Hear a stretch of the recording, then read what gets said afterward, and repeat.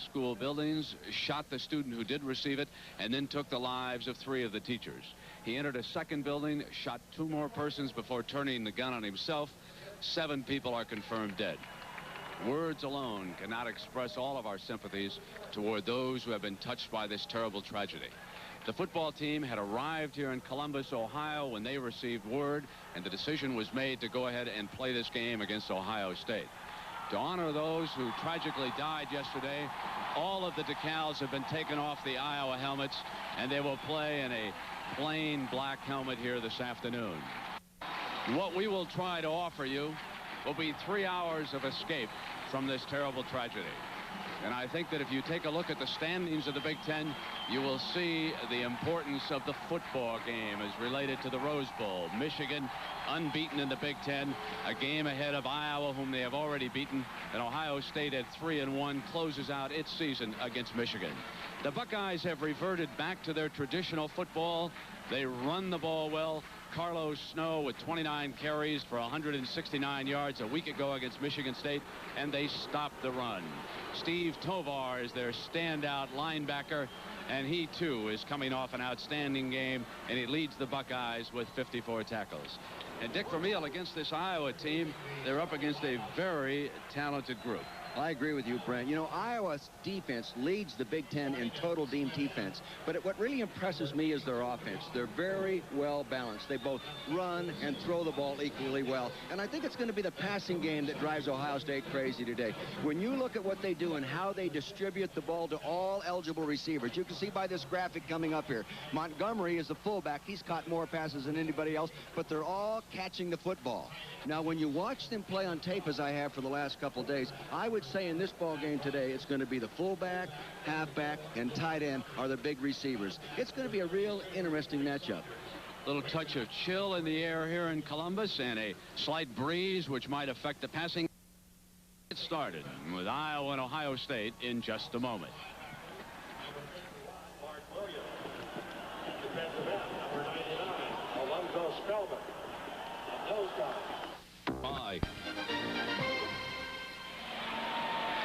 Both Ohio State and Iowa pursuing Michigan. The Wolverines with an easy win today. And yes, Desmond Howard did it again. In fact, he did it twice.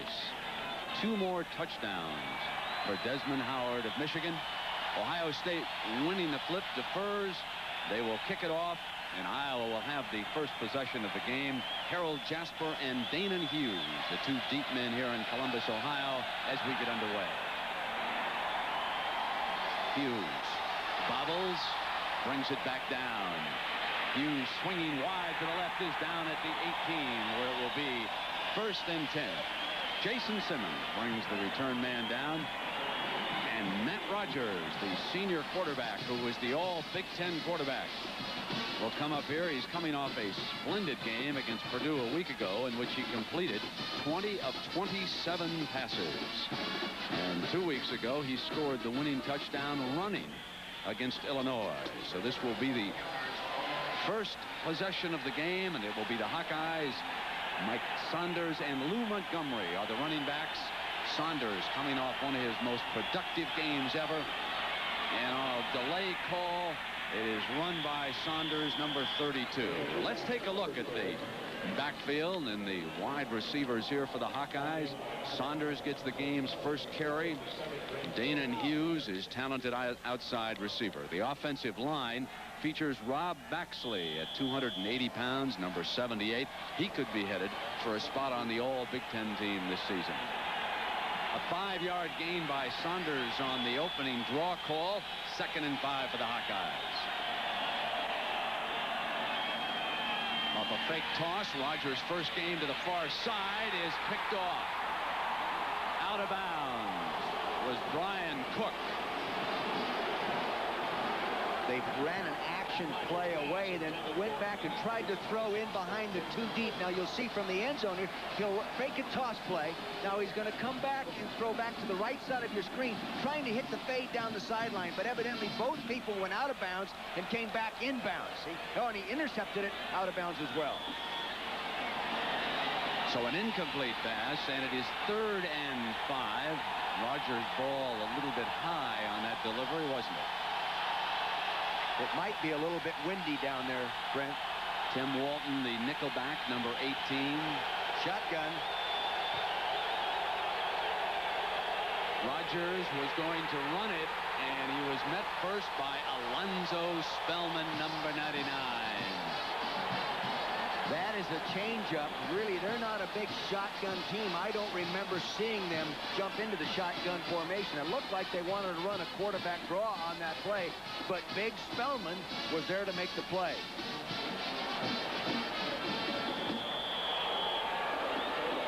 Isaac punting for Iowa.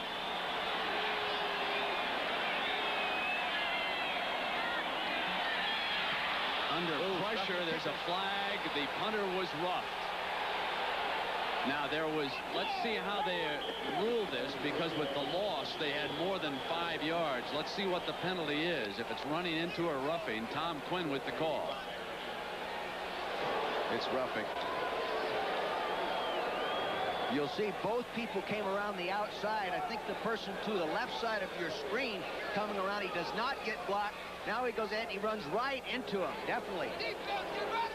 Here it comes again. Boy, you have to protect the punter. See, he has that leg stretched out there like that. Very easy to take a good chunk out of that leg. Tito Paul running into him, and this figures to be a major penalty against the Buckeyes. And I'll tell you what is so costly as you look at this. With under 2 minutes to go, Northwestern jumps ahead of Michigan State 16-13. And we get word that it is a final. 2 in a row for the Purple Gang out of Evanston. Stay calm now, you Northwestern alums. I will try to stay down. That's right. I believe Michigan and Iowa are coming up next for the Wildcats. We will not be overconfident and close. No. Now, as the result of that costly penalty denying Ohio State good field position, it's 1st and 10 for the Hawkeyes. He's audibling. And the tight end may have moved at that line. On the running play, there's no penalty flags down. The side judge did not throw. Let's take a look at this Ohio State defense. Steve Tovar, the leading tackler, number 58 at 240 pounds, and Big Alonzo Spellman has been a factor in this game already.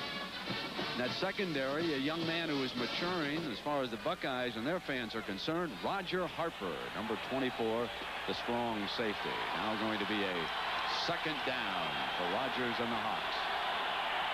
Calling the plays at the line again, changing his formation, and the backs apparently having difficulty hearing.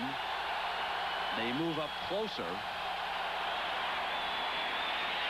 Rodgers firing to Saunders, who until this season was a wide receiver. You'll see the running backs move up into position to hear what the quarterback is calling in his audible, because there was so much noise down there. As we take a look here, Iowa is one of the college teams that does more audibling to throw the ball than run the ball. See here, everyone coming in, running backs to the left corner of your screen, they're all checking it out. I got you. Now they're going to go ahead and throw the ball. This is 3rd down and 6 for Iowa.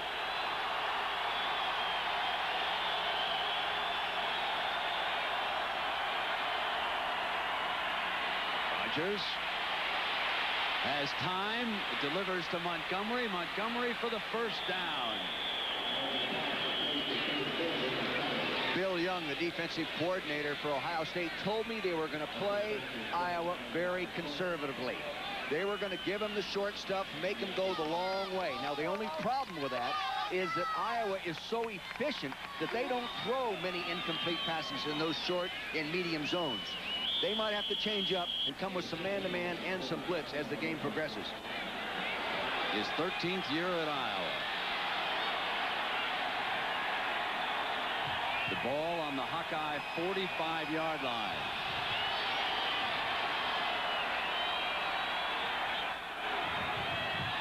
Rodgers firing for Hughes. Complete short of midfield. A gain of 2 or 3 yards on that play. And a penalty flag now comes flying as the melee is broken up. Somebody was not playing the whistle.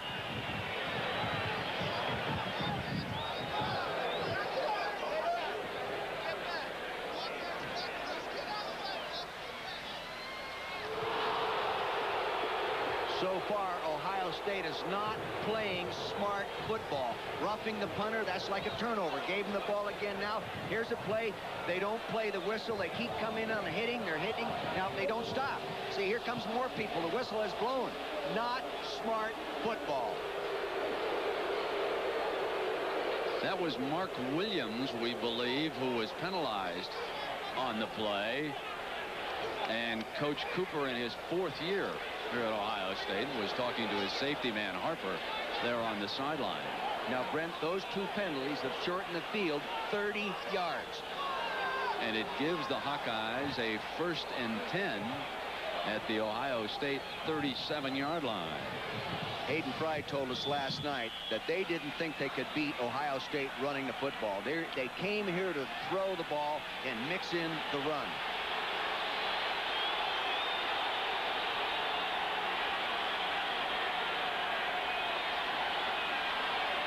From the right hash mark. Again throwing on 1st down. They let it through to set the screen, and it's Montgomery who got a nice block by Saunders. And Montgomery close to the 30-yard line, and another flag comes flying. Iowa has all the passing tools, the screens, the draws, the delays, the check downs, the audibles versus coverages seen prior to the snap. They do it all, and Hayden Fry calls it all from the sideline himself as a head coach. And a costly holding call against the Hawkeyes, and we can take a look at it right in the center of your screen. That is Devlin, number 60. You see him right there. He's got his right arm, see, up there, also up underneath the neck. He's still got a hold of him, and then he pulls him down. They're going to call that. That's right in front of the referee. So instead of being 2nd and short at the Buckeye 30, the ball is coming all the way back to the Hawkeye 48-yard line. And this is going to be a 1st and 20. See, now this allows Ohio State to jump into a nickel defense and come with 5 defensive backs.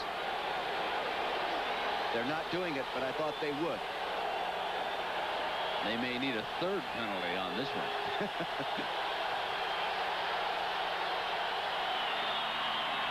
Rodgers, short drop, fires to Hughes, complete. And he's to the Buckeye 44-yard line. You see how nicely he got that out pattern out there, Brent? On the practice field here at Ohio State the other day, standing amongst some pro scouts, they were talking about, they were a little concerned that maybe he could throw the outs like this. His arm may not be strong enough. I don't agree with those people. He has a very good, deliberate throw and plenty of strength in that arm.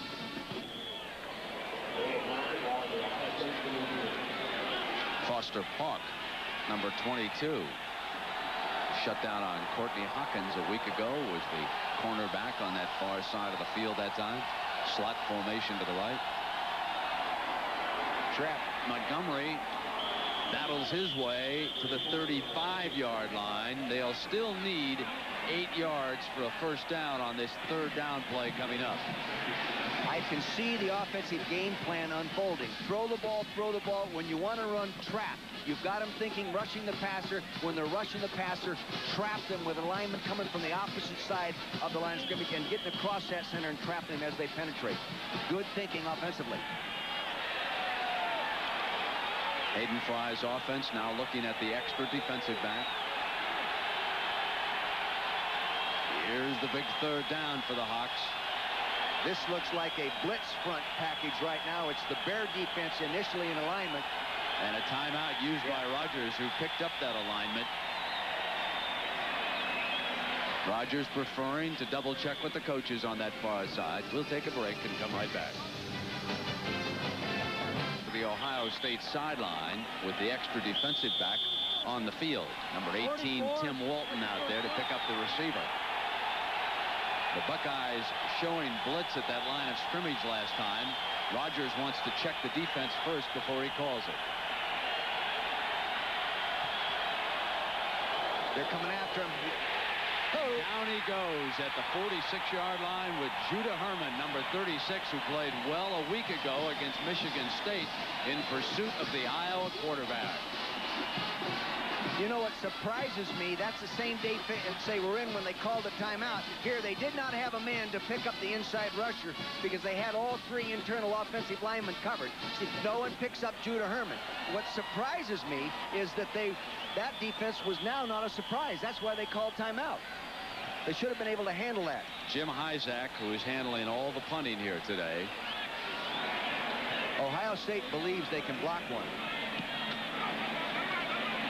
Stabline signals for the fair catch at the 15-yard line, where they will have their first possession of the game. So instead of having a first down around midfield, that roughing the punter penalty was costly, and the Bucs will take over back on their own 15. A couple of big stories unfolding in the Big Ten. Indiana certainly appears headed for a bowl game this year. Next week we'll see the Hoosiers at Iowa City. Michigan with Desmond Howard stalking that Heisman Trophy. 2 more touchdowns today for the splendid Wolverine wide receiver. Here it's Kent Graham, the Ohio State quarterback, handing off to last week's hero, Carlos Snow. Snow finds the left side, and a big hero. Graham has now thrown a touchdown pass in 4 straight games, and here are the skilled players working behind him today. You just watch Carlos Snow carried the ball 29 times, a career high against Michigan State. 2 fine tackles, Jason Winrow and Alan Klein, both 300-pounders. And Ohio State with a 7-yard burst by Snow, now in 2nd and 3, and a broken play. Graham keeps it, and Leroy Smith, number 80, wraps him up. It appears to me that he reverse pivot to hand the ball to Scotty Graham, but Scotty Graham was not running the play. Now here's Smith, number 8, fine pass rusher, fine guy that can come in and make plays behind the line of scrimmage. Wasn't tough for him because the play was not designed for the quarterback to carry the ball. A mental breakdown early. 3rd and 5.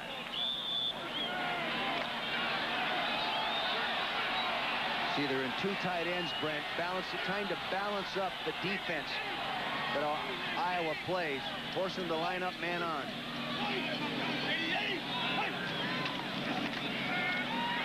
Graham backed up, took off, made his way to the 25, and they're going to apparently be just short of a first down against this Hawkeye defense. Ron Gator, splendid performance last week against Purdue. 4 sacks, caused a fumble, recovered it himself. And in that defensive backfield, number 5, Carlos James has worked his way back into the starting lineups for the Hawkeyes, and they will bring the chains out. This one is indeed going to be close. If it's not close, it's easy to speculate that they'll just go ahead and punt it away this early in the football game. But we've seen some people doing some different things on 4th and inches. That was a quarterback draw they ran, and you can see that they're gaining confidence. That's more than inches. Yeah, that's more than inches. They'll punt it. They're gaining confidence in Kent Graham's ability to run. And you and I have both noticed his improvement in his running skills over the last few ball games. So they try him with a quarterback draw. That's what they wanted them to do on that 3rd down? Yeah, that's what they wanted. I watched him work out on the practice field. Jasper, the return man for the Hawks. And Tim Williams, who does all the field goal kicking off, and punting for Ohio State, will strike this ball around the 14-yard line. Trying to keep himself warm. Ooh, nice punt. Drives Jasper to the 25-yard line. Makes a couple of good moves, and he's out of bounds at the 33-yard line. Iowa's ball when we come back to Columbus. No score, 7 minutes to go in the first quarter. Games between Iowa and Ohio State have been decided in the last 30 seconds. This one, which was Iowa's last win, came in 1987. Then a year ago in Iowa City, the Hawkeyes dominated everything until the last few seconds. And Greg Fry hit Bobby Olive with 1 tick of the clock left. And that did it for the Bucs, who won it. What a close rivalry this has been. But something wild, and according to Hayden Fry, bad, usually happens to the Hawkeyes when they meet up with the Buckeyes. Here it is, 1st and 10, a scoreless game right now. Rodgers doing the play calling at the line of scrimmage for Iowa. The toss to Saunders, moving outside, finds a crease and gets to the 38. Greg Smith tackles him. You know, Saunders has really improved as a running back since we saw him a few weeks ago, Brent. You know, he's a wide receiver that they moved to running back. Now he looks like a running back that used to play wide receiver. He ran real well in the second half of the ball game last week, had his best game at 151 yards and 22 attempts, looking like a running back. 3 carries today for 14 yards. Cracked a rib in the loss to Michigan earlier. Getting healthier by the week, number 32. Boy, Iowa's doing an awful lot of audibling on the line of scrimmage in this ball game to date. Off a play fake. Rodgers under pressure from Greg Smith. Drops it off incomplete. Greg Smith is a pain in the rear end to all quarterbacks he plays against. Each time we've seen him play, he's been a factor in tackling the ball carrier behind the line of scrimmage, pressuring the quarterback, or sacking him. The zoology student, Big Ten academic, all-conference student, going to be a doctor. They list him at 6'2". I think he's more like 6 foot even. 3rd and 5 for Iowa.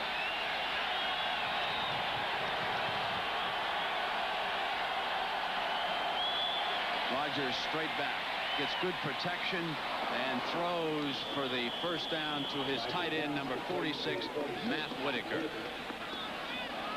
When you get good protection, you can take your time to throw the ball. Watch the offensive right tackle, number 78, Rob Baxley, do a good job here on Kaczerski. Now, Baxley, look at it, good footwork, good use of his hands, and Kaczerski's a good pass rusher. Good body position, good coaching by the offensive line coach, John O'Hara.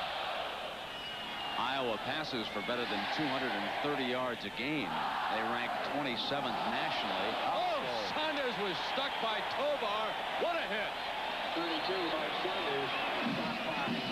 Tovar told me the other day when we were looking at tapes together that they weren't going to play much man-to-man. Here he is. He's going to take the flow gap. Here he is. No one picks him up. Normally, see, they're pulling and trapping at this play, and it's hard to pick him up on that. He runs, finds that gap, but he said, we're not playing much man-to-man, so that's going to free me up to attack the run. Just a junior. One of the best. 2-yard loss makes it 2nd and 12.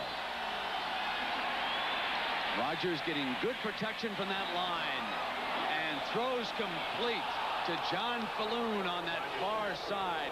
Credit the offensive line led by center Mike Devlin with an excellent job. We'll take a look at the tail end of that just to make sure the official made the right call. There it is to the right-hand corner of your screen. Ball coming down to the middle of your screen. He's going to reach. He's got his feet down. Remember, only one has to be down. Definitely in bounds. Fine Boy, catch by Falloon, who's a control receiver. Nicely done. And really well thrown, right where it had to be thrown to be complete. 20-yard gain. Iowa again threatening. They have reached the Ohio State 33. Remember, it was a holding penalty, which hurt them on the last drive. Saunders on the delay, can't get away from Judah Herman. You know, Iowa's been doing a real good job inside the 35-yard line, as you can see by this graphic. Inside their 43 times scored, 32 times, 74%. Now, I think that compares favorably with all the real good offensive teams inside the 35-yard line. The short field that they're playing on right now. Ohio State's playing a lot of double zone, 2 deep safeties and rolling the corners up. I look for them to get that tight end down the hole off some kind of play action. They need 13 yards. Saunders out as a receiver. Again, good protection. And it's Whitaker. Boy, I'll tell you, Baxley and this offensive line are holding out the likes of Alonzo Spellman. Now we have 2 future pro football players battling each other. Rob Baxley, number 78, to the left of your screen, coming against maybe the premier defensive lineman, Spellman. See, the big thing he does, he keeps his feet moving. He's using his hands, not holding. He's jamming. Seeing his good body tilt. See his tail's down. Good technique. And boy, Spellman, as we've seen in the last few games, is a horse. battle to watch for the rest of the day. 3rd and 4 for Iowa. Looks like they're coming after him. Rodgers, who can move well to the left, to Saunders for the first down. Nice ad-lib by Rodgers, who rolled over to the left and picked up his running back for the necessary yardage. I actually felt he bailed out of there too soon. You'll see the quarterback go straight back, and then he'll bail out right away to your right. He feels the outside rush, see? Good sense. He knew the defensive lineman on the right took an inside, and he just rolled outside. I think he could have set it home just a little longer. Well, one of the things he did by rolling outside, he allowed Saunders to release. Yes, Saunders was helping with the pocket, and he could come free on that. Now, this gives Iowa a 1st and 10, ball just inside the 20-yard line. The swing to Montgomery. The fullback met at the 22 by Big Zo. You know, that's a very interesting play. Now, it didn't make any yards, but what they do is they swing the fullback out and throw him the ball and bring the halfback across to try to get the key block. A week ago, they executed it the other way. They threw it to the halfback, and the fullback got the key block and made a big play with it. What do you make of this job that the Iowa offensive line is doing so far? I'd say that John O'Hara, the offensive line coach, has done a real good job of teaching pass protection fundamentals, and they're doing a good job on this rush, and Ohio State will have to change up for some pressure defenses. Good spot for the defense here. 2nd and 13. Rodgers will throw, and again, he's got time. Receivers covered, so he keeps it. And he's to the 15-yard line. Jason Simmons there for the Buckeyes. Well, Bill Young, the defensive coordinator for Ohio State, said, the guy that we have to stop is Rodgers. Now, that's easy to say about the quarterback, but he meant that in all critical situations, he's the guy that comes up with a big play. 3rd and shorts, 1st and goal to go, 3rd and long. He's the guy either running the option or the scramble or throwing the ball that comes up with a big play.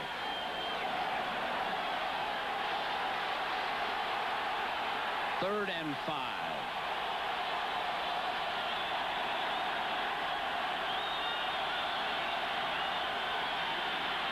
Rodgers for Hughes, out of bounds. Incomplete. Could be field goal time here for Jeff Skillett and the Hawkeyes as Foster Park took the wide receiver, but the ball was out of bounds anyway. That was not going to be a touchdown even if he'd made the catch. That's right. Good coverage, good bump and run coverage, playing him tight. They were really tight on the sideline, and as you said, Brent, the ball out of bounds like that, it didn't make any difference. The ball is at the right hash mark. The kicking game certainly has been impacted by the narrowing of the goalpost this year.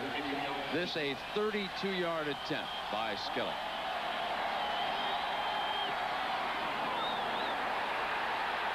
And we're still scoreless. You know, that ball might have been tipped.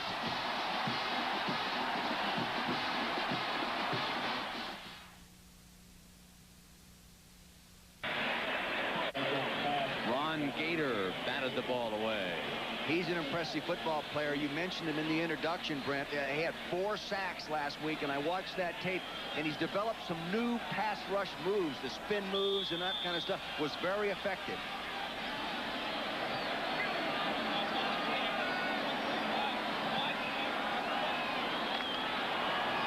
Second and 10 against this Iowa defense. Scotty Graham going out as one of the receivers. Graham on the roll, and the ball is high and incomplete. Jeff Ellis, the intended receiver, was covered by linebacker John Derby. Jeff Ellis turned in one of the biggest plays of the victory over Michigan State, and certainly the best call of the year by Elliott Uzelak when he came up with a 4th and 2 pass, which wound up a touchdown by Ellis. You know, his stock went down after major knee surgery, and he came back, and he made it back, and he came back about 30 pounds overweight, and it's taken him time to regain the credibility he had prior to that injury. On 3rd and 10 with the defense coming through, the screen is set, and this is Snow. He reaches for the first down. It'll be close. There will be a measurement. Derby there defensively for the Hawkeyes. Really a nice key block in that screen by Jason Winrow, number 68, the offensive right tackle. you'll see him moving inside out. See him reach and cut that nice block, especially for a man with his, 6'6", 300 pounds that can move like that. If he gets this first down, it'll be because of Carlos Snow's reach at the end of that run. He's that close. Looks like they're a little short, Brent. You might now go ahead and go ahead for that fourth down and punch it. Let's see what he does.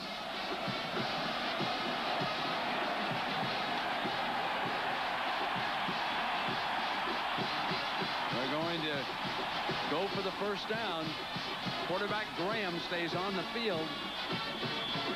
I think we have seen more of this kind of football, 4th and inches football, and going for it this year than any years in the past. Great percentage. Yeah. They've got the fullback, Scotty Graham, set in front of the tailback.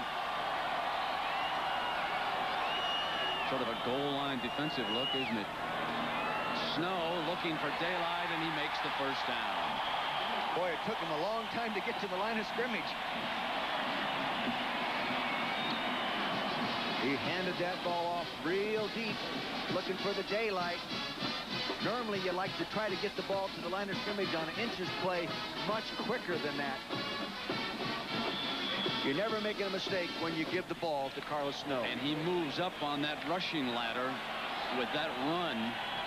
That would make him number 4 overall as far as Ohio State football history is concerned. Carlos Snow, who missed all of 1990 with that benign tumor on his right hip, is back and carrying again. Hammered at the 45-yard line with the seconds running down here in the first quarter. 1989, he rushed for 990 yards despite undergoing arthroscopic knee surgery prior to the season. He certainly did not feel 100%, then missed all of last year, and now there he is. He has passed Calvin Murray, whom Coach Dick Vermeil remembers. Murray playing for him with the Eagles, now one of the high school football assistant coaches. You went to talk to his team the other night, Dick. I still haven't found out if my pep talk helped him win or lose. Call us collect, Calvin. Hit Graham over the middle and defended by number 15, Brian Wise. Real good technique at taking that right arm and reaching across and making sure he doesn't make early contact with that left hand. Good coaching by the secondary coach, Bob Elliott. Those are all techniques you teach. This guy is growing in confidence. Now, this is the 3rd time we've been around him. And Brent, he is just, I think, just starting to find out what he has to offer this game. I know this, the pro scouts on the practice field Thursday were impressed with him. Has good size. Yes. He came from the same high school that produced a Hawkeye legend by the name of Chuck Long. Iowa decided not to recruit him. They didn't think he was mobile enough. He went to Notre Dame, transferred to Ohio State, and here he is with plenty of time. Firing, and the ball is dropped. One that got away from Jeff Ellis, who had a huge gain for the Buckeyes. Normally, when you drop a ball like that, when a defender is close to you, you take your eyes off the ball and start to become a runner before you catch it. It doesn't look like it in that shot. It looks like he just didn't get his hands on the ball properly. When the ball's up high, you'd like to put your thumbs together, Brent, and catch the ball. Looked like he had boxing gloves on. Yeah, maybe borrowed them from his dad. Huh? That is Harold Jasper running out of bounds after that 30-yard punt. The end of the first quarter, the Buckeyes and the Hawkeyes are scoreless. Ready to start the second quarter here in Columbus. Iowa and Ohio State are scoreless.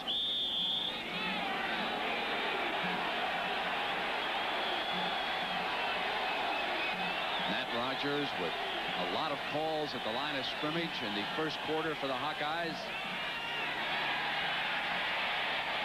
Fires complete to Saunders. First down. Don't know how he got away from that tackle. Showing good balance and body control and getting away from stuff like that. He wanted to run a play action and go to the tight end down the hole. You'll see here that the tight end was releasing to the left of your screen on the play action. They wanted to get him down the hole. It was not there. He looked for it, see him looking to the left, then he goes to his check down. Good progression by the quarterback using all receivers. That was Brian Cook who had a shot at him. 13-yard gain, 1st and 10 for the Hawkeyes. Montgomery. A little over a yard to the 30, and we take a look at the numbers from the first quarter, Dick. Well, Iowa statistically has won the first quarter. You look at total offense right here, 75-44, and time and possession, but missing that field goal still keeps it even. Back in that Michigan game, not only was Saunders injured, but also Matt Rodgers, the Iowa quarterback. It's the middle knuckle on the right hand. It struck a Michigan helmet when he was throwing the ball. He takes off as a runner right up the middle. He saw a big hole and ran for daylight close to midfield behind Paul Kuyawa, number 23, who opened the way for a 17-yard run by Rodgers. This is a design quarterback draw. Watch number 23, Paul Kuyawa. He's the lead blocker on the draw for the quarterback. Clever design. Confidence in your ability of the quarterback to run the football. Young man who just checked into the game and delivered that block.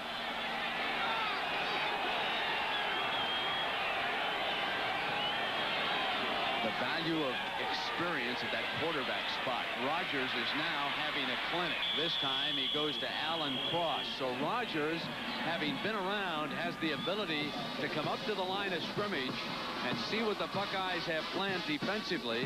He has changed any number of plays. It's almost like in the huddle he's saying, check with me, and he comes up to the line and away he goes. They're wasting their time in the huddle. You know, they get up there and they're calling it, as we said earlier, Iowa does more audibling to the passing game than most colleges do. Rodgers is 11 of 14 for 84 yards, but yet the Hawkeyes don't have any points to score for show for his success so far. This is the toss to Saunders on the short side, wrapped up at the 41-yard line. Jason Simmons and Rich Frimmel, and I know that you wanted to say a few words today about number 91, Jason Simmons. Well, Jason Simmons is a guy that's not even a starter. He comes in the nickel and he backs up John Kaczerski, but he's number 2 in tackles and loss with the Big Ten, and he's number 4 in sacks. This guy, when he matures at 6'5", 240, now he's just a sophomore, he probably will end up being an All-American by the time he's a senior.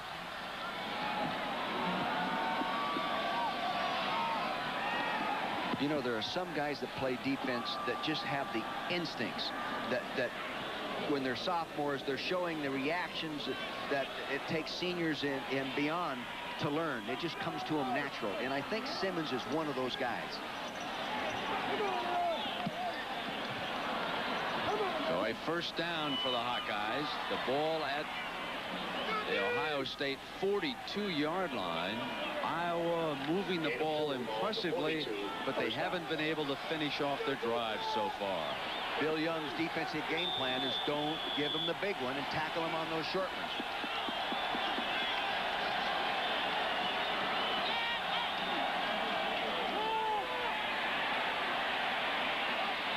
Dropped by Saunders. That was classic right there. You could see him. He has been a receiver. Now he's a running back. He wanted to be a running back before he caught that one. He really took his eyes off the football.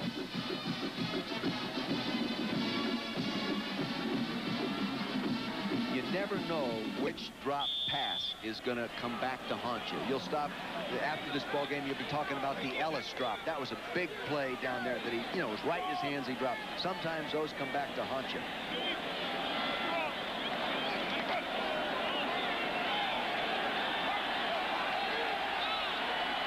Second and 10. Rodgers again taking off.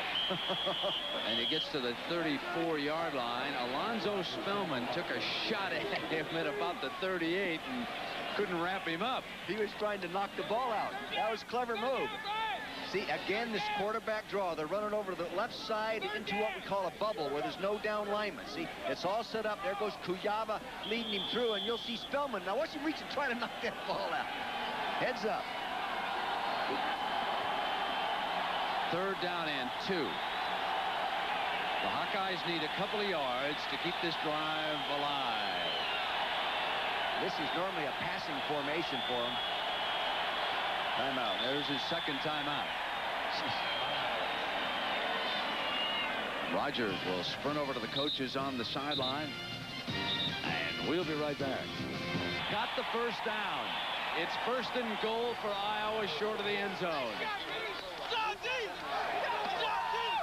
Normally when they get down here, they like to give the ball to Lou Montgomery, their fullback. He's scored 7 touchdowns running the ball already this year. And in this area, they like to give him the ball. He's very sure-handed, and he doesn't turn it over.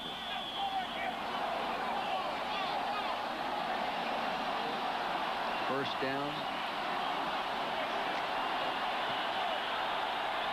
Montgomery will be the lone running back.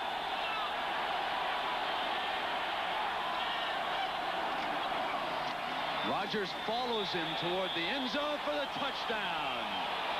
A penalty flag down. The side judge throwing the penalty flag, so hold on. But it's against Ohio State. So Rodgers gets into the end zone with the game's first touchdown. You can see right here from the sideline that Brian Cook is lined up offside.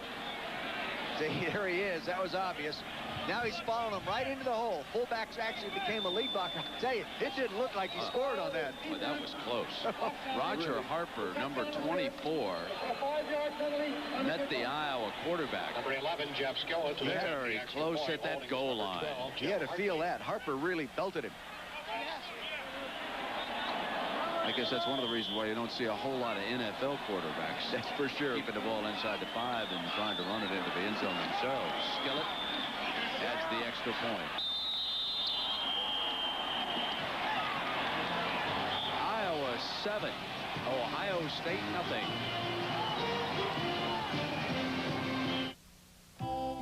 It was one more look at this, Dick. I'm not really sure that Matt made it across the plane of the goal line here. I don't think he did from this angle. Yeah, you watch it. Watch, he's taking the ball. He's getting contact. He's frozen right there. Well, the impact comes there. Yeah, it's close. It certainly is close where the impact was made.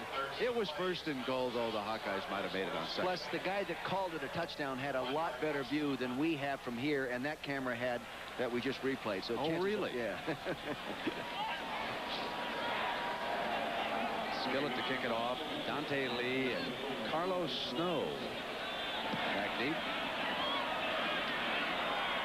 This is Snow at the 20, making it to the 27-yard line, and Carlos James defending him there for the Hawkeyes. So Ohio State finds themselves down by 7, and the one play you go back to with Ohio State was that drop pass by tight end Jeff Ellis. That would have kept their rally alive. You bet. And they were, with that reception, they were in range for the field goal, even if they didn't do anything after that. Ohio State plans to be a little more balanced on first down run-pass ratio in this ballgame. That's what Coach Uzelak told me, the offensive coordinator. Keeping the fullback offset. Carlos Snow breaks that first tackle, and Derby, number 31, bringing him around. That was the nose man there. Selma trying to bring him down, and he could not. Well, they must have blown the blocking assignments inside to turn the nose guard that loose that cleanly.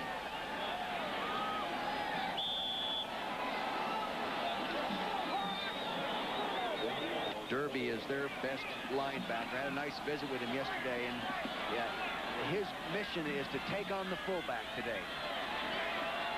2nd and long for the Bucks. Graham off a fake. Receivers receivers are covered, so he takes off. Now fires downfield to Galloway, who dropped a touchdown throw.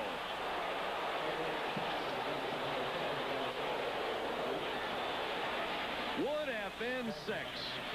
Woo! Galloway is their big play receiver. You'll see it right at the bottom of your screen.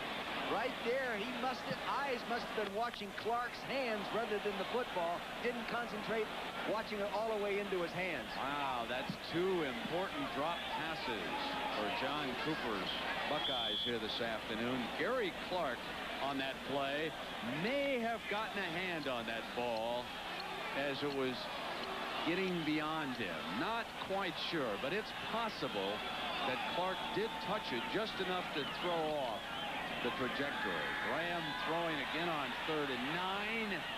Almost intercepted by James. Let's take a look at this again and see if Clark didn't make a huge play here. Right down at the bottom of your screen in the middle. Now watch 19 reaching with his right hand. I don't think he touched it. No, I don't think he touched it. It did distract him, though. It came through his arms. He didn't touch the ball. No. Galloway has been averaging 27 yards of reception, and he drops that one. One of the Hanson brothers was spotting that one for me. 2 of 8 for 30 yards for Graham in this game. Williams punting the ball. Fielded. Oh, clip. They're on the 35. There's the flag on the clip. So the penalty flag comes flying that time. James frees, and now a little extracurricular activity breaks out. It was a pretty good clip.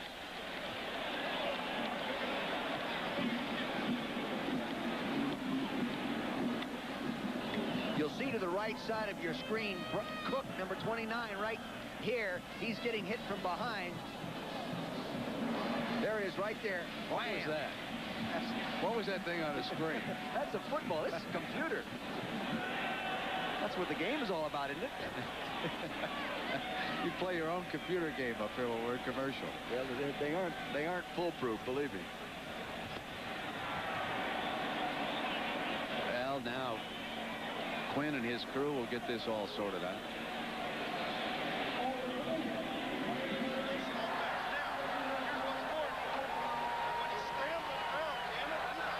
That's Coach Elliott, the secondary coach, doing the talking to the secondary people.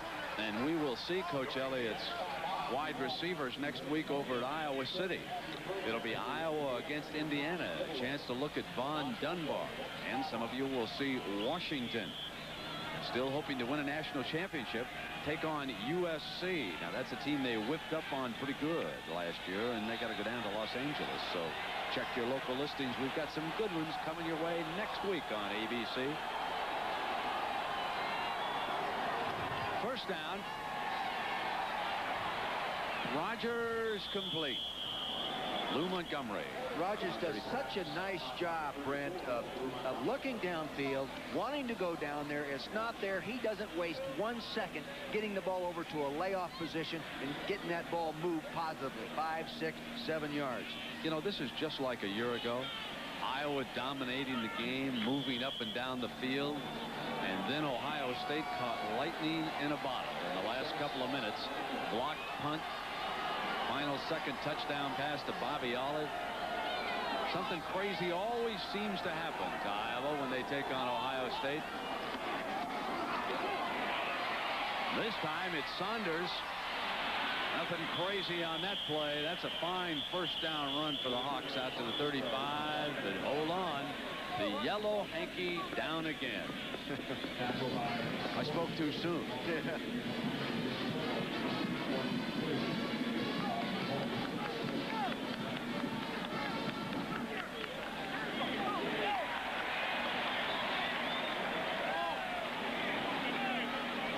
Illegal use of the hands on the offense. Can't blame him for being angry. Yeah. Going through his notes, he calls all the offensive plays. He calls it all.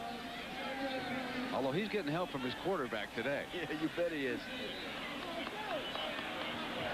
There's Matt Rodgers, whose father made his coaching debut last night with the Minnesota Timberwolves in Minneapolis. And unfortunately for Jimmy, And fortunately for the Utah Jazz, the Jazz came away a winner. A record snowfall in the Minneapolis area, and even though they were sold out, we understand that only around 7,000 basketball fans were able to watch the Timberwolves. And then Coach Rodgers came down here with Matt's mother and their older son, who works back in the Boston area, so they're all in attendance here today at Columbus, watching Matt Rodgers, who next year will get a crack with an NFL team. He's one of the senior quarterbacks who will be drafted. Can't say enough about his offensive line. Drops off. Completion. The ball is short of the first down, but I am so impressed with this offensive line. That was Lou Montgomery. He's being given all the time he needs to go through the total progression of the pattern. Primary receiver, second guy, third guy, check down. Real good pass protection. Davis, Belisar, Devlin, Ferroni, Baxley. Let's give a big round of applause to those guys down in the trenches. This Ohio State defense slowly becoming one of the best in the country. And they came into the ball game with 23 sacks. They only had 26 the whole season last year, so they're much improved pass rushers. Now here's your 3rd and 3. Let's see what happens here. They're coming strength on strength. Rodgers incomplete, and the Hawkeyes are forced to punt.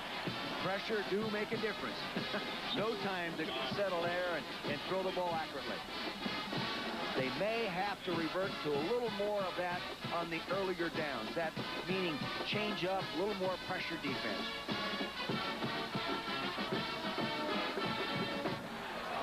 Stabline and Taylor are going to go deep for this punt.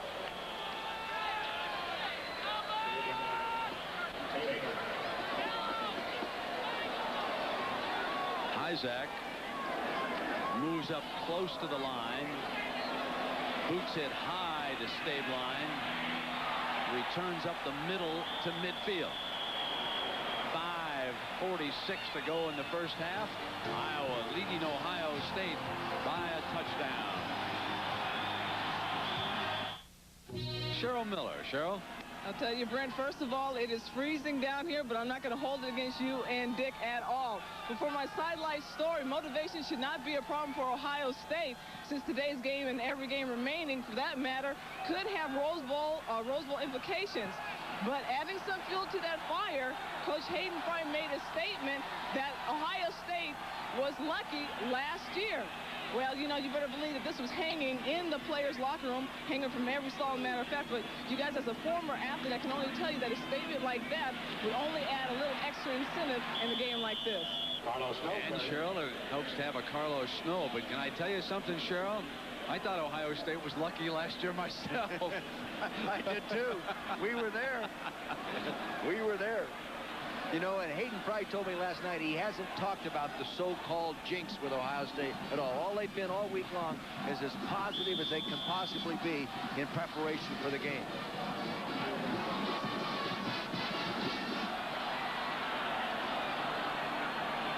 Second down. Graham and the Bucks down a touchdown. Here's the workhorse. Close to a first down. Lenny Hartman, number 52, the fine young offensive left guard, did a real nice job. You'll see him pop up to the right side of your screen. Both the guard and tackle are pulling. See number 52 to the right. Here they come. Now watch him get a hook block. There's Big Klein, 67. See, he gets him tied up right there. Just enough so Snow can accelerate and get on outside. Good job by academic All-Big Ten, Lenny Hartman. And it was a first down.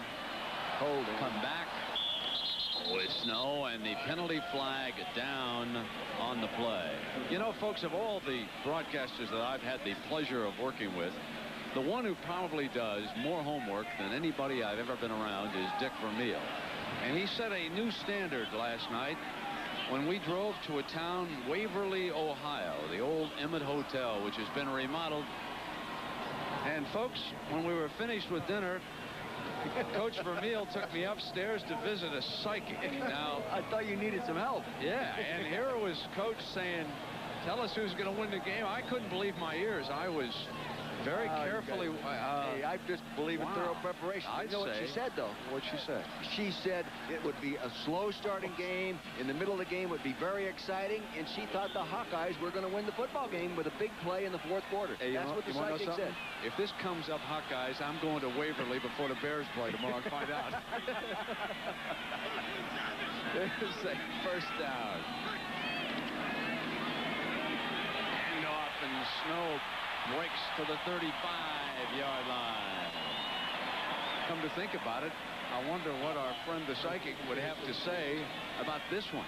The Giants and the Eagles at 9 Eastern. Let's see.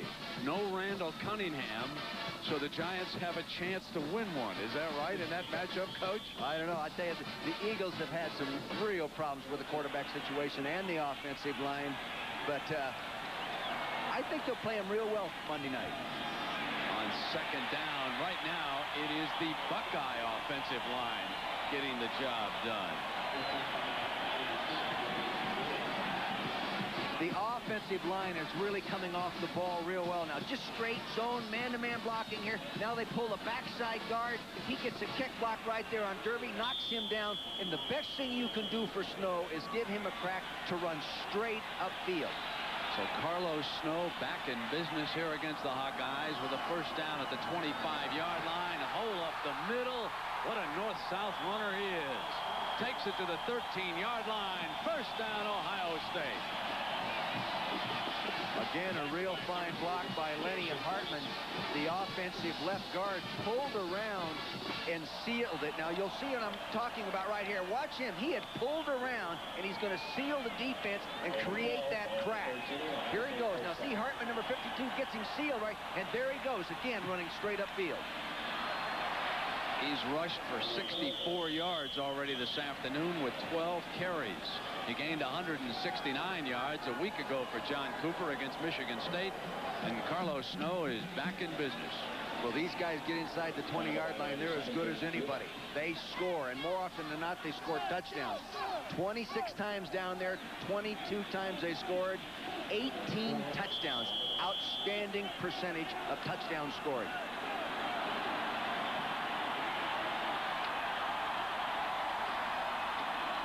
Snow again to the 2-yard line, and this again will be close to a first down. Hartman is having a field day.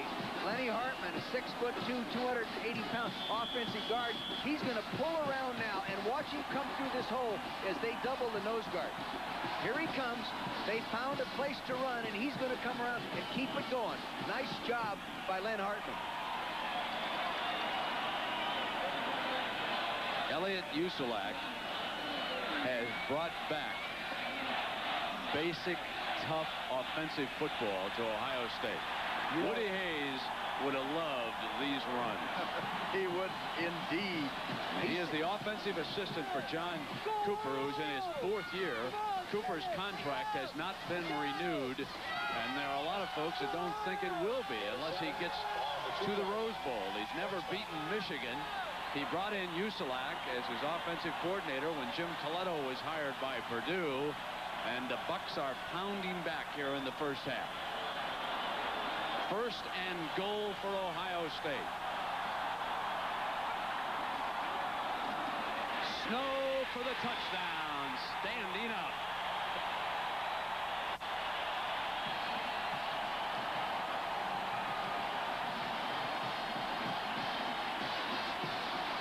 They set in a strong formation to the defensive left, offensive right, and then they ran away from the string. See the backs set on this side, they ran away from it.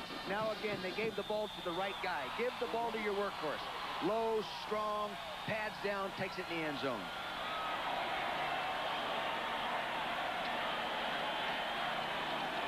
Ohio State needs the extra point to tie it.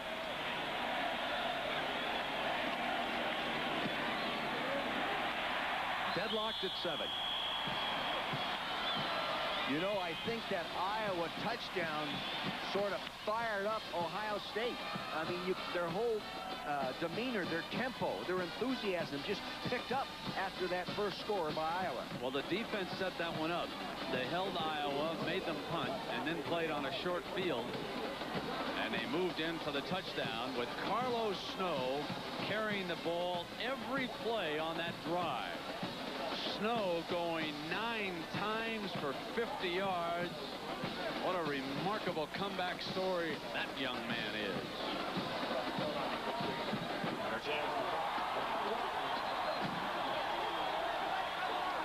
You know, when you talk to Carlos Snow about his future in football and all that kind of stuff, he doesn't have much to say. He just says, you know, what'll happen. But I really believe he's going to be a quality draft choice in the National Football League and play for a long time. Another huge crowd here in the Horseshoe. Probably only 94,000 here. Isn't that something? 94,000.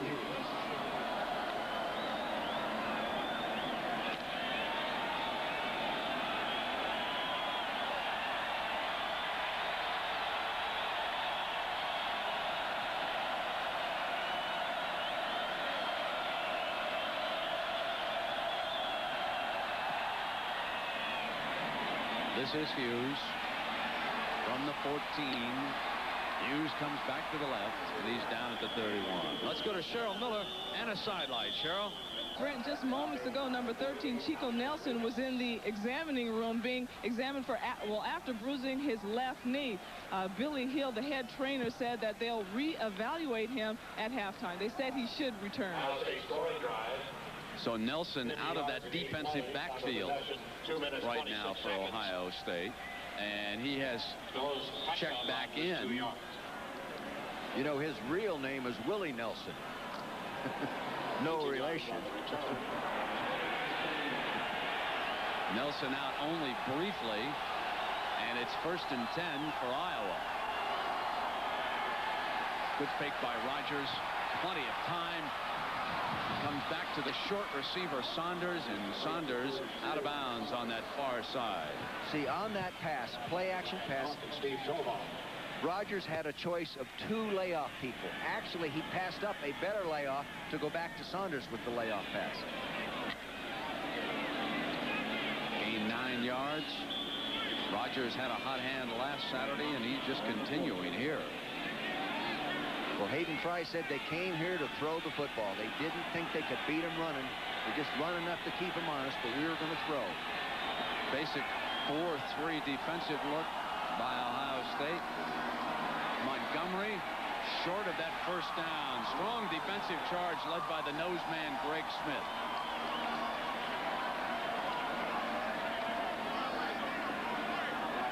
I can't say enough good things about this guy. You know, granted he's 6'2", maybe 6'2", 250. In contrast to Spellman, who is really an NFL player. This young man will not be, but right now he's a better college football player.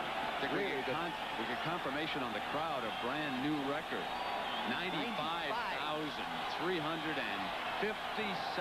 here in Columbus, watching the 6-1 Buckeyes against the 6-1 Hawkeyes. 3rd and 2 now for Iowa. Hughes is your man in motion. Comes to the right, and wide open is Cross. Hughes ran off the secondary, and they won't stop him. A beautifully conceived play and a 61-yard touchdown. It was almost like Ohio State only had 10 players on the field. Well, they blew the coverage. They were in a bare 46 defense with a slot away. Tight end all over here, all by himself. See the tight end standing up, all by himself. They blew the coverage. In this coverage now, I think the linebacker is supposed to stay with him. See, he saw the tight end start to block, and that released him to blitz. He's in a blitz-engaged technique, ladies and gentlemen, and what happened? The guy slow blocked, and then ran. That's good design. What impact does the motion man have on that secondary, Hughes, when he comes through? Well, that showed that was all man-to-man. That told the quarterback we were man-to-man. But what happened is the man covering the tight end has him if he goes out for a pass. If he blocks, I rush. Well, he blocked for a second. He rushed. Then he released. No one covering him. They call that blitz engage. See what I mean? Now you'll see this guy right here. Watch the tight end turn out and start to block. See, like that? Now he releases. Right here, you can see no one on him. He's rushing. And you know something? He did what he was coached to do in that kind of coverage scheme. Here's Skillett. Blocked extra point. It's a live ball. The Buckeyes with Jason Simmons going for 2 points. He's got it. Greg Smith blocked it, and Simmons ran it in for a deuce. How about those 2 plays? 93 yards.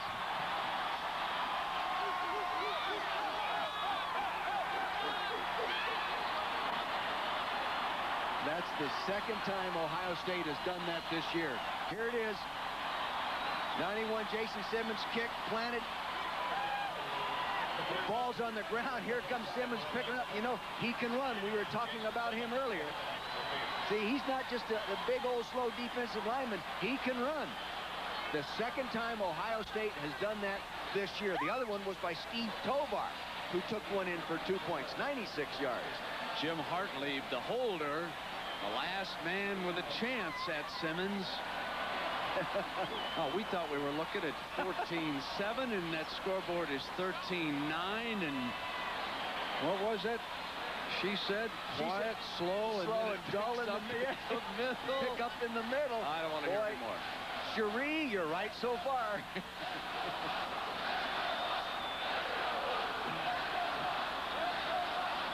Here, taking another look at it, lower part of your screen, you see the ball was batted. It was a low kick. That's why it was blocked. Good penetration, but a low kick. And here he goes. Now he becomes a sprinter, a defensive lineman's dream. What is that rule's been in effect now, what, 3 years? I tell you, Iowa, Ohio State, folks, something unusual always happens in this game. We've had 2 plays like that. We've got to give a round of applause to Davey Nelson. That's his rule, and that was exciting. That's the first time I've seen it. Yeah. And it's That's exciting. the first time I've seen it. I saw it on tape 3 years ago when it happened to Washington-Cal game, but we weren't doing the game. Well, George Hansen just tells me that they changed that to an 85-yard touchdown run. And there's the young man who ran it in for 2 points. It's 13-9, folks. 2 minutes here in the first half. Butler by Note into the gate. And Raymond Harris hands to Binotti on the reverse. Here we go again. The 37-yard line. Folks, it's just Iowa and Ohio State. This is what college football is all about. There's more excitement in one good college football than 4 or 5 NFL games. You know that? No. Everything happens. Everything Easy happens. now. Well, it's amazing. Some of the games, I've been turning them off. I go to sleep. I don't disagree with that. Yeah.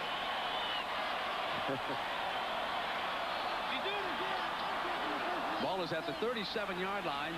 The Bucks with 1:59. Binotti stays in the game. And he was wrapped up by Mike Wells.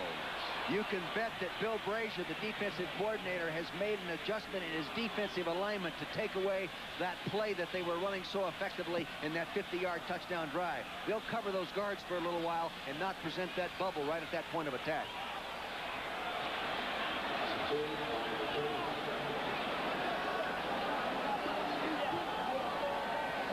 Second and long.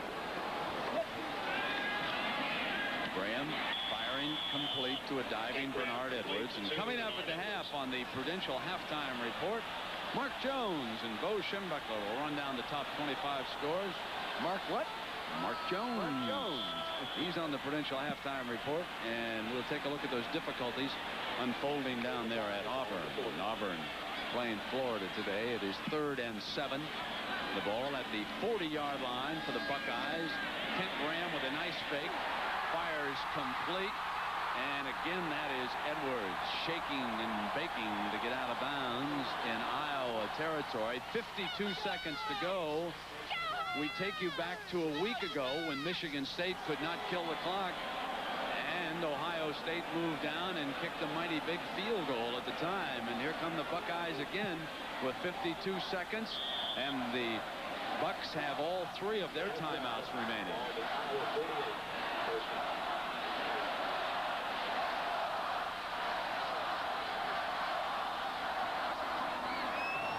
Backside Smith. Boy, that Smith, when he came off that backside, you said backside Smith, he covered that 10 yards in a flash.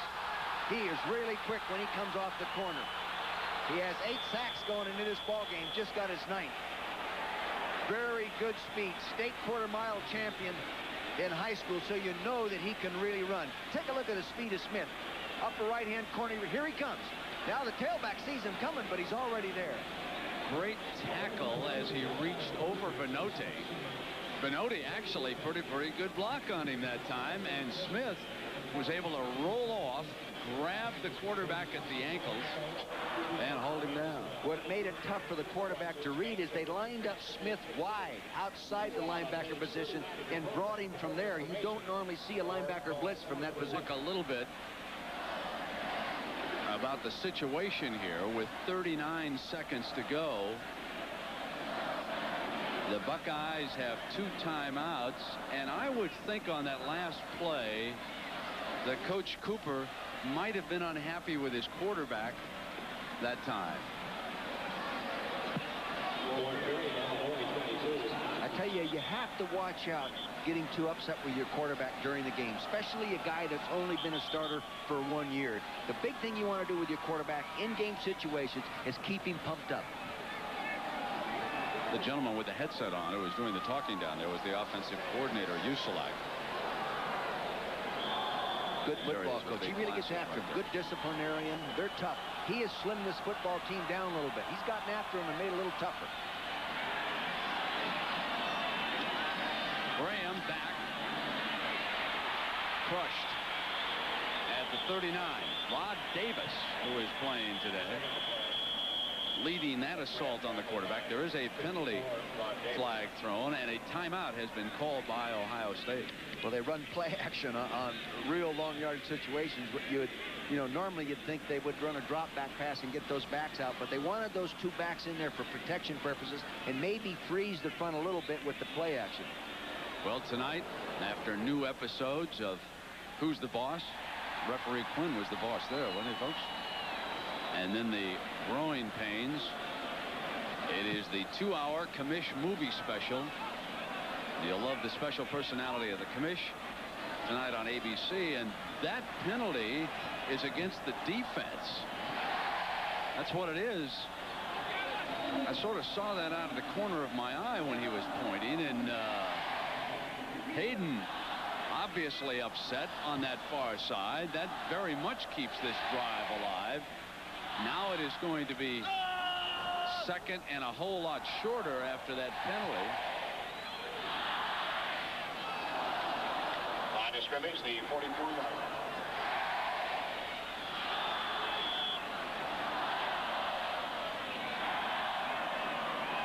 Graham dropped it all low for Benote that time, and it is incomplete, and Smith was all over the running back. Again, Leroy Smith showing his ability to burst once he recognized what's happening and cover that ground quickly. It's a good thing he didn't catch it. It would have been a headache.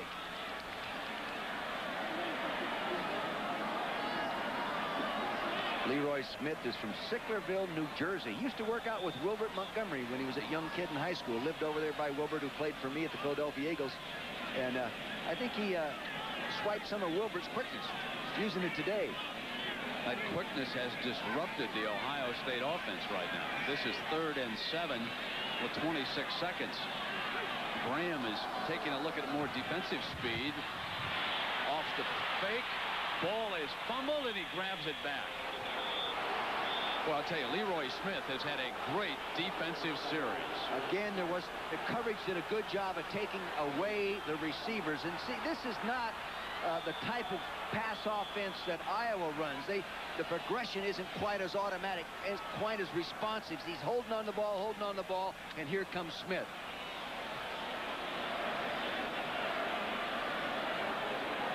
What's that, his third sack of the day? Second or third sack of the day?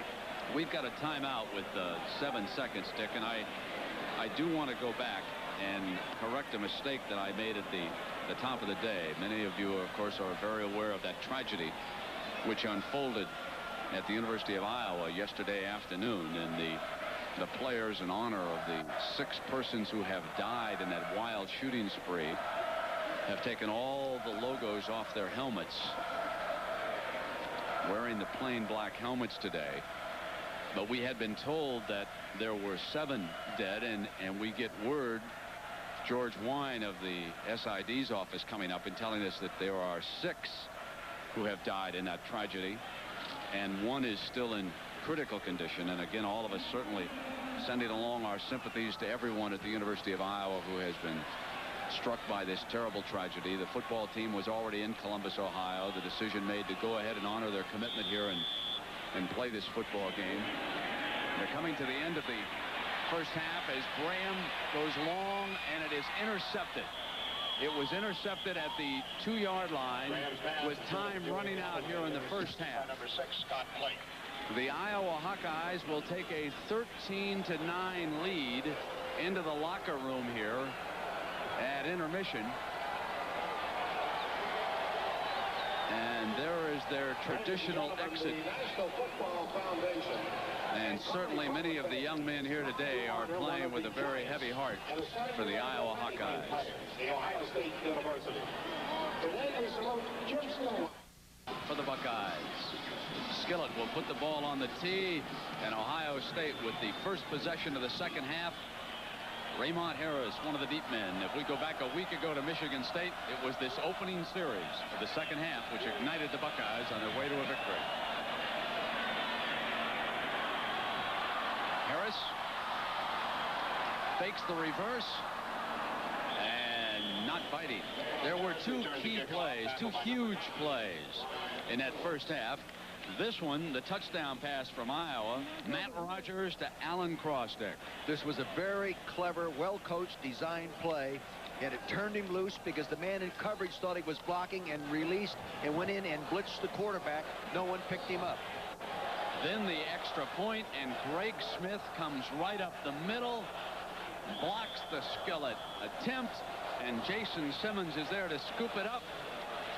And he runs it back for 2 Ohio State points. Benote starts the second half. Fumble! Iowa gets back on top of it. They had it for a moment. I'm not sure that they did get it now. Iowa had possession, and you can see that Stabline came away with the football.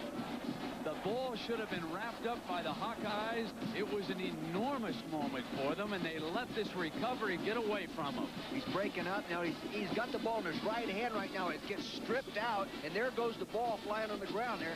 It's bouncing around Clark, number 19. He's going after it. Shouldn't try to pick those up. You should cuddle it. Just roll right over the top of it. Kent Graham handing the ball off on this first down. James simply didn't fall on the ball and recover it. You know, you actually go through fumble recovery drills on the practice field where you slide in and scoop and cradle the football. He did not use that technique. If he had, he would have recovered it. I wonder where Carlos Snow is. He's on the sideline in his battle gear. But right now, it's Raymond Harris in behind Scotty Graham, and Scotty Graham has been used mainly as a blocker. This is Raymond Harris, hammered at the 35-yard line by number 31 linebacker John Derby. Brent, you made the statement, Scotty Graham is normally used as a blocker. Just as you said that, he just knocked the heck out of an outside linebacker and put him down on the ground. You'll see it, I think, here to the left side of your screen. You'll follow the fullback. There, look at that knockdown block. Just as you said that. He was listening to you. Well, Leroy Smith, number 8, better be a defensive player the Buckeyes pay attention to. He closed out the first half on a tear. Raymond Harris on a quick hitter for the Bucks. And he gets to the 46-yard line. What's happening is Ohio State is picking up the tempo of getting up on the line of scrimmage and going, and Iowa's defense is jumping around and not getting lined up properly. You'll see defensive people here moving around, getting lined up real light. Look at that hole. I think I could run through that hole 35, 40 years ago. You see that? Iowa's going to have to get lined up and show the front right now. 13-yard run. Now it's 1st and 10, and Harris again, and number 54, 64. Rod Davis was there along with Mike Wells. There's something obviously wrong with Carlos Snow. Now they're down to their 3rd tailback, and if he wasn't, okay, we just have a report that he was dinged in the head, and he will probably come back. He was injured then on his touchdown. That's the last time that he's carried the ball. Remember, on that 50-yard scoring drive for the Bucks, number 25 carried it on each play and scored a touchdown. But he looks like someone who's eager to get back in there, doesn't he? 2nd down. Graham off a fake. Receivers were covered. Now he takes off. Out of bounds in Iowa territory at the 46-yard line. He's short of the 1st down. This is going to be 3rd and short. He wanted to throw back to Ramon Harris, who came out of the backfield. He couldn't do it. He found himself in a scramble situation. The intelligent thing he did is he maintained the threat of the pass by keeping his arm up and pumping the ball. We're going to go back and take a look at that Snow touchdown to see if we can see where he got hurt. Here he is there deep to the left side of your screen. Got hit on impact, 3rd and 3, and Harris for the 1st down to the 40-yard line. Again, they have that running momentum going for them right now that they had on that 50-yard drive for the touchdown. I would expect Bill Brazier, the defensive coordinator for Iowa, to come with some kind of a change-up defense and get after him, try to throw him for a loss. They wanted to try to keep Ohio State in some passing down situations because they're not known for their passing game. They just sent Moses Santos into the game for blue. He brought the defensive call, and that was Leroy Smith, number 80, coming up over the top of the ball carrier that time.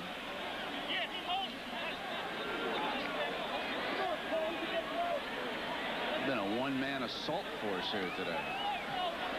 You know, in the second half of the last 3 ball games, Iowa defense has held opponents to minus 28 yards rushing in the last 3 games. Buckeyes have 43 today. So number 8 getting the job done, Leroy Smith.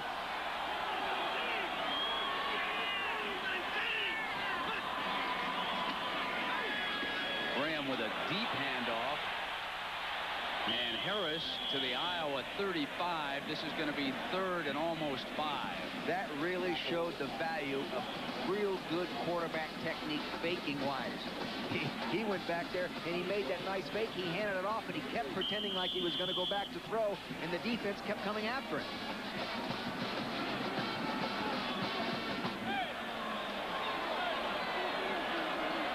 Rod Smith, the offensive guard, shaken up, coming off to the sideline. He has been playing his way into shape with the Buckeyes. The coach is not happy with the fact that he was weighing in at over 300 pounds a few weeks ago. Now the 3rd down carry by Harris, and they missed Carlos Snow on that series. Again, they almost caught Iowa defense moving. They were still moving and not lined up, but they moved correctly. They moved right into where they were running. But there were people not down in their stances at the point of attack. Now Wise helping out there defensively along with Faley and Gator as the Hawks gang up on Harris and force an Ohio State punt on their first series here in this second half. Jasper standing back at the Iowa 10. Hawkeyes 13, Buckeyes 9, just underway here in the second half.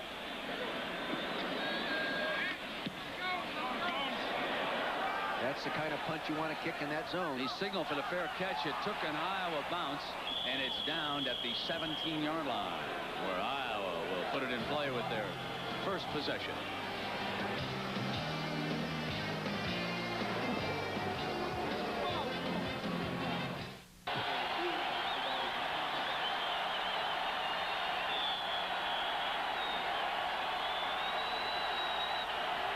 Smith out. Yanked out for this short yardage play here.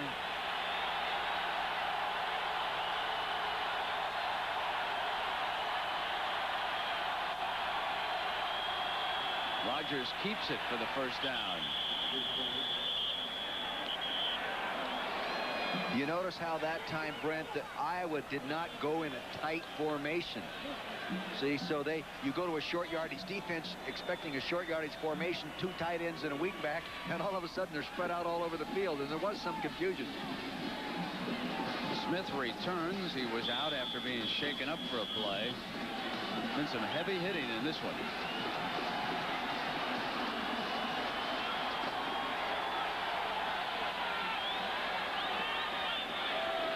First down. Here's the hand to Montgomery, who breaks a tackle. Cross midfield. Harper in pursuit inside the 30-yard line. Montgomery showing superb speed. Burst 53 yards. Real good block by the running back, halfback, in this case Sanders. He blocks now. He's blocking for Montgomery, the fullback. And he runs through a block right there, or tackle rather, and now he shows his burst and heads upfield.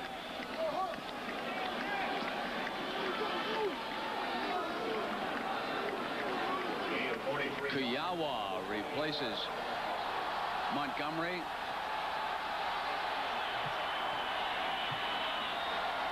And Saunders with big Alonzo Spellman coming from the rear. Kaczorski down there at the bottom of the pile.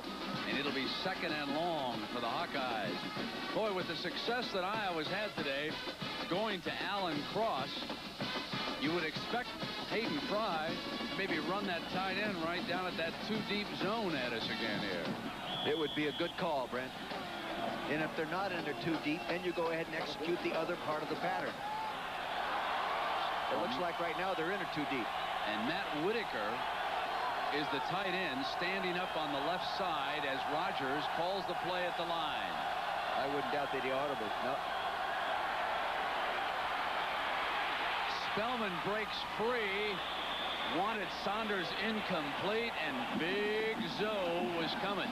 Yeah, Big Zoe was summoned.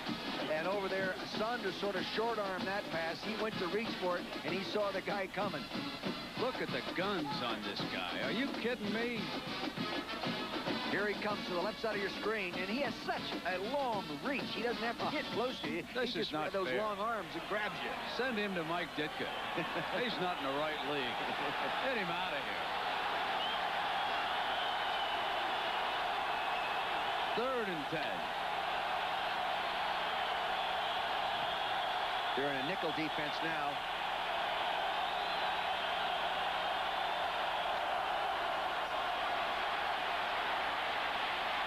Firing over the middle to the 15-yard line, and John Falloon for the first down. Well Huge 3rd down play by Matt Rodgers, and they blocked Alonzo Spellman. They kept him out. They blocked him and everybody else. Good pass protection. And pass protection is technique. You'll see here from the right side of your screen, you'll see the war going on right here. Baxley, see, now good footwork, good handwork, feet are always apart, tail down. See, now he gets time to throw that in behind the zone. First down for the Hawks. Toss to Saunders.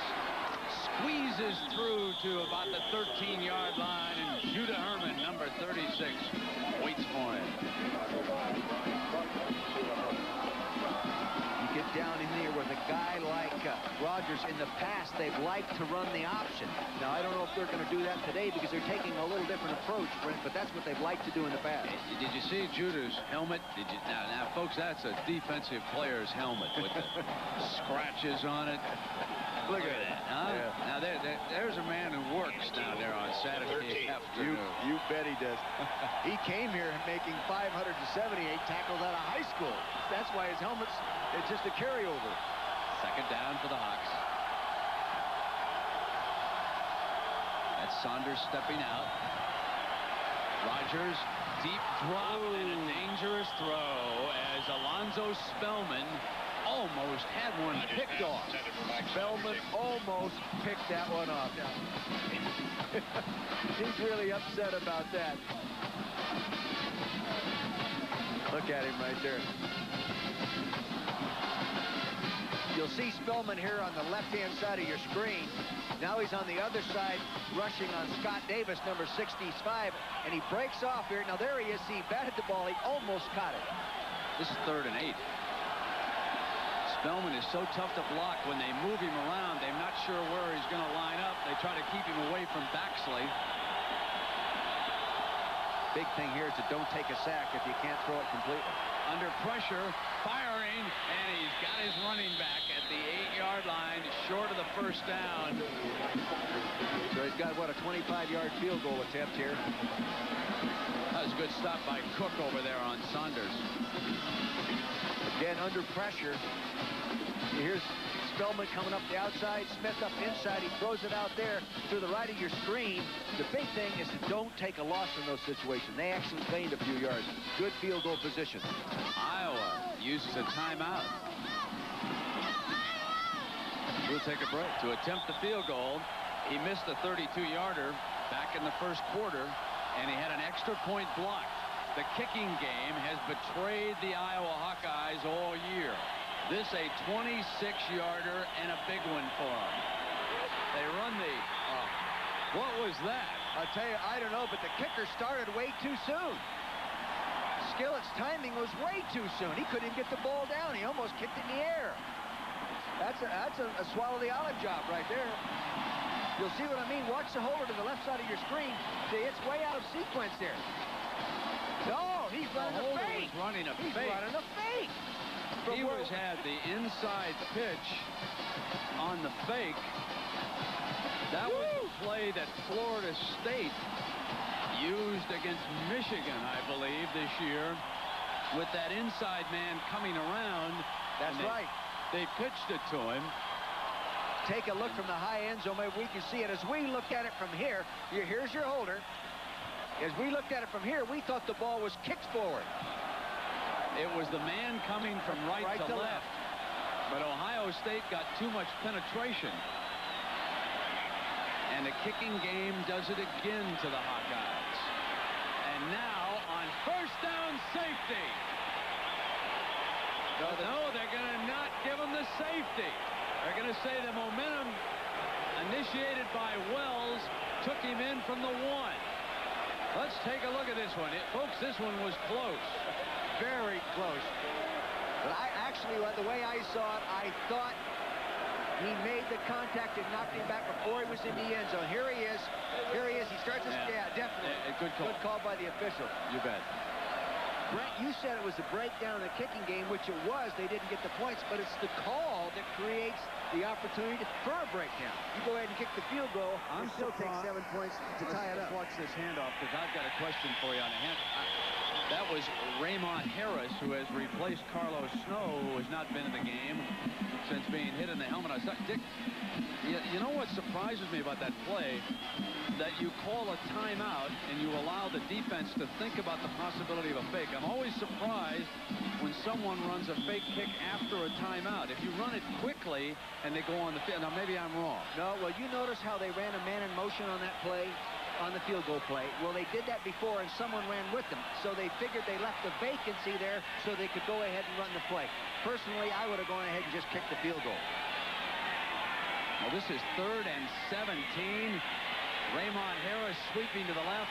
Ohio State is forced to punt. Good field position for Iowa. Scott Plate, number 6, did a heck of a job defensively for the Hawks. And now the pressure is on Williams and the Ohio State kicking game. See, Matt Rodgers doesn't know all the game plan, the quarterback for Iowa. Last night he told me, Coach, no exotics tomorrow. We're just going to take them on and beat them playing straight football. There was an exotic that backfired. Well, they left them down there, and the defense did the job. Yep. They can come back. They still lead at 13-9. Oh, that's a low punt. That's the kind you like to return. But Jasper has it bounce off his chest. It rolls to the 26. 4 to the right and down at the 25-yard line. Oh, my. can happen to the Iowa Hawkeyes on the kicking game. This is unbelievable, folks. 70-yard punt. Some trucks don't know when to quit. Ohio State bounce. Folks, watch this. This was a low line drive punt. He kept going back. Here he is at the 50-yard line. He had to turn to try to take it. I'm not sure he had to do that. He just misjudged it. And now he goes. He gets another 25 yards on that punt. So the Iowa Hawkeyes 75 yards away from the end zone. Rodgers to throw on first down. Down high to Hughes in the middle. Hughes has got it. Hughes to the 25-yard line with Roger Harper in pursuit. Well, the center fielder made like one on that play. He gets 50 yards of the 70 back in a hurry. You know what they did is they ran a post and go into the double zone. Now, what I'm talking about is he'll come down in here, get in, and get on the safety and run it on him against that 2 deep. It takes a lot of time to do it, but they had the time they needed to get it executed. Now, watch him go down inside. Now he'll run a burst up inside move. Now, see him? Now, there he runs the go move. See, in the safety bit on the go move. Goes ahead and makes the kicks. Is Iowa, Ohio State one of the most unusual series that you can remember over the last decade? This is remarkable. Things that are happening. Montgomery pounding away for a good 8 yards. Steve Tovar making the stop. Ted Belliser, the offensive left guard, did a real nice job of pulling across the formation and trapping that hole open. Did a real nice job on that. See, they're not trying to take Ohio State on one-on-one straight ahead. They're pulling and doing a lot of trapping, and they're running the ball just enough to keep them concerned about the run. 2nd and 2 for the Hawks. This has always been a running formation for them. 13-9 Iowa. Saunders slices for the first down, and he's out of bounds at the 9-yard line. Good block by Lou Montgomery. He kicked the force man out, and Saunders dipped underneath, got around the corner, made the first down. You take a look at this now. You see what I'm talking about. Watch the fullback here. Concentrate on the fullback. And see the onside guard right there, number 55, Baroni. He got the kick out, lead through, first down. At the 8-yard line, Iowa with 382 yards of offense today to Ohio State's 155. This is just like a year ago at Iowa City. Great balance in what they do with the ball, Brent.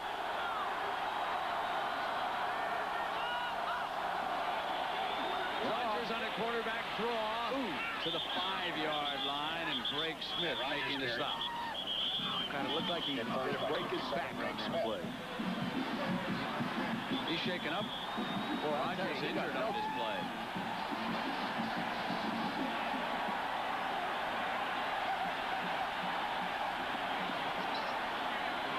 I really winced when I saw this. You'll see the quarterback draw, the running back lead. Now watch him go through. Just maintain concentration on him. Now watch him get bit back right there.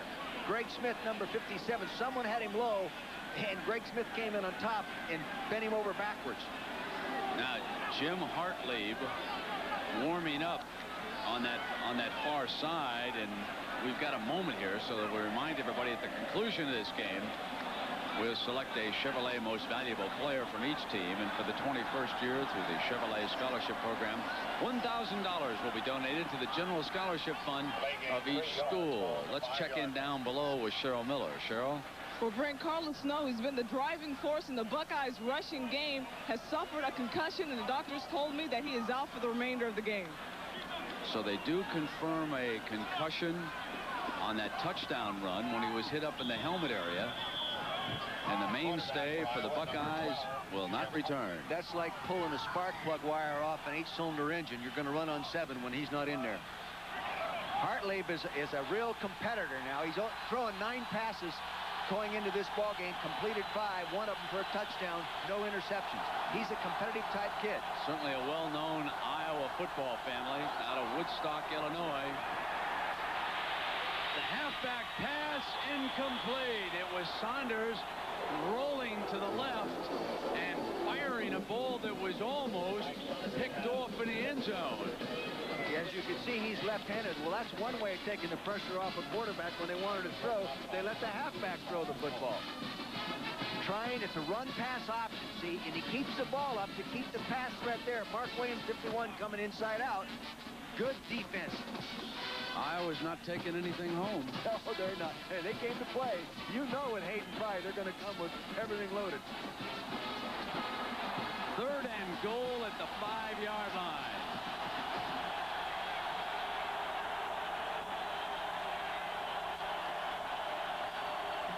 Hartley down at the 13. Kaczewski, number 95.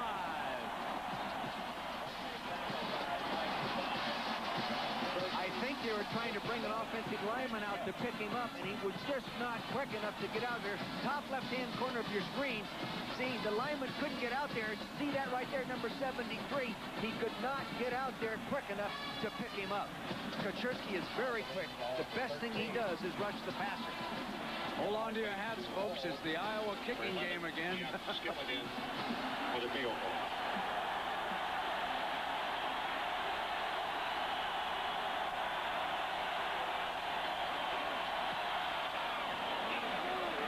And that one on the money. And now, wouldn't the Hawkeye coaching staff like to have that fake back? There's a 16-9 lead inside of 30 seconds. That was the most boring kicking play we've seen today. Meanwhile, over there on the sideline, Matt Rodgers, who was shaken up, being tended to. Against the University of Michigan. Come and be a part of the excitement as the 11th ranked Buckeyes battle the Wolverines. St. John. Part of our record crowd. Begins at 7:30 and admission is free. There in Columbus, Ohio, better than 95,000. We want to remind everybody, Monday Night Football on ABC.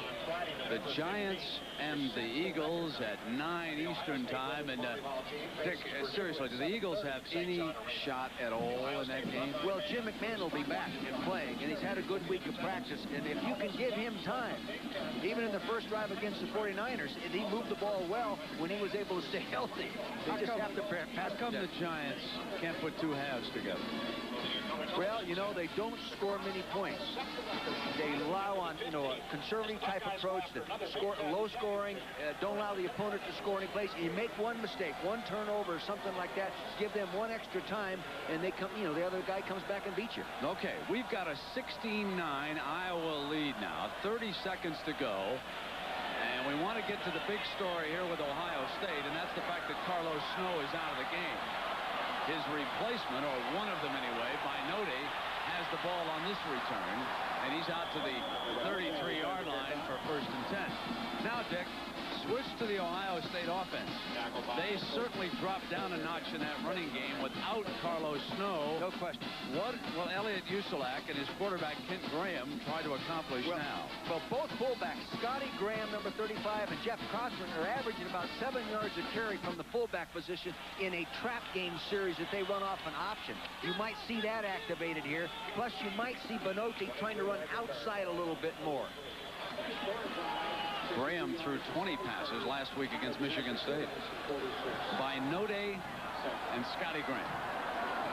They're going to throw quickly on 1st down, and that is a 1st down. Ohio State to the 45-yard line to Stabline. Well, Elliott Uselak, the coordinator, said they wanted to be more balanced on 1st down, but they really haven't been able to do that. That was a good call on 1st down. Cheryl, what's the situation with Matt Rodgers on the Iowa sideline? Well, Brent, it looks like the doctors just told me that he twisted his left knee, and they don't want to take any further chances with it. He's out for the rest of the game. So it's up to Jim Hartlieb here today for the final quarter, and the Hawkeyes leading it 16-9.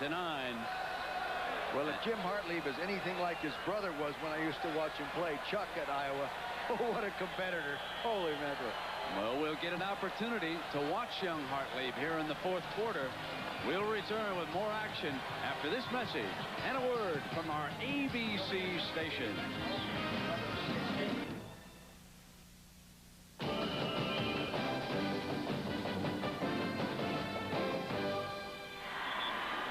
Well, here's our numbers after 3, Dick. Well, you can see that Iowa's dominating in total yards at 377, 27 minutes in ball control. The big difference is in the passing game, 258 yards to 59.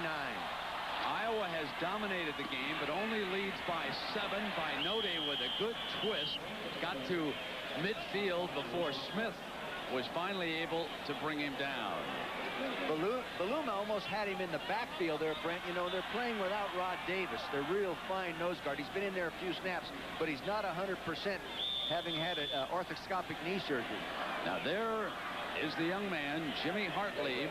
His brother Chuck is all Big Ten quarterback twice. His brother John, a defensive end here at Iowa. And another brother, Andy Hartlieb, played linebacker at Wisconsin. He'll be the quarterback the rest of the way. Graham incomplete, throwing for Edwards. He was the intended receiver, covered by Carlos James. He threw the ball up where he should throw it, Brent. At 6'5", Edwards can reach up there and get it, but it was just a little bit too far out of his reach. See, he's 6'5". He ought to be able to get up and make this. He's getting up there, but it's just a little out of his reach, and good coverage. One of the points I want to make about the Big Ten right now, as far as Rodgers, who suffered a twisted knee, and he apparently is going to go on into the locker room here, done for the day. This is 3rd and 6 for the Bucks.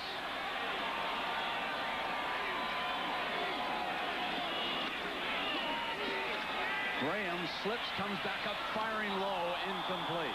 May have been thrown off a little bit when he lost his footing. Well, they had pressure on him, and he had a duck up underneath. He lost his footing, tried to throw the strike before he really regained his balance. You'll see what we're talking about here. There'll be pressure. He has a play-action fake. See, now he gets pressure right in his face. He slips back up in there, and he goes ahead and strides, and he throws it into the turf.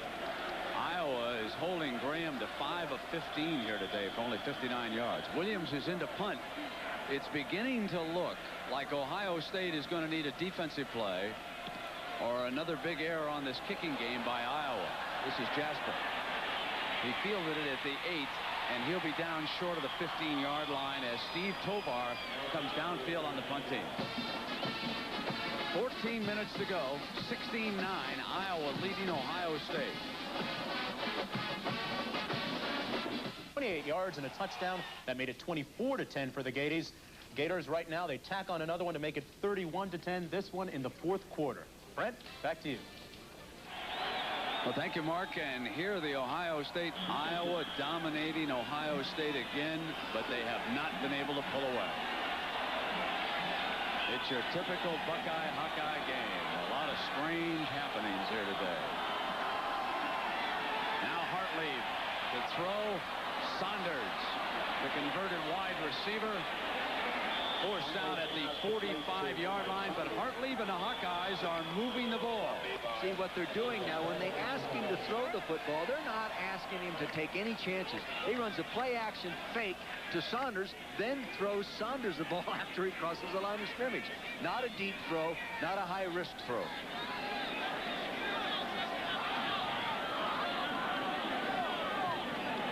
The one thing about Hayden Fry and his offensive staff, Carl Jackson, John O'Hara, Dave Triplett, and those people, they really know this offensive system. They've been together for a long time.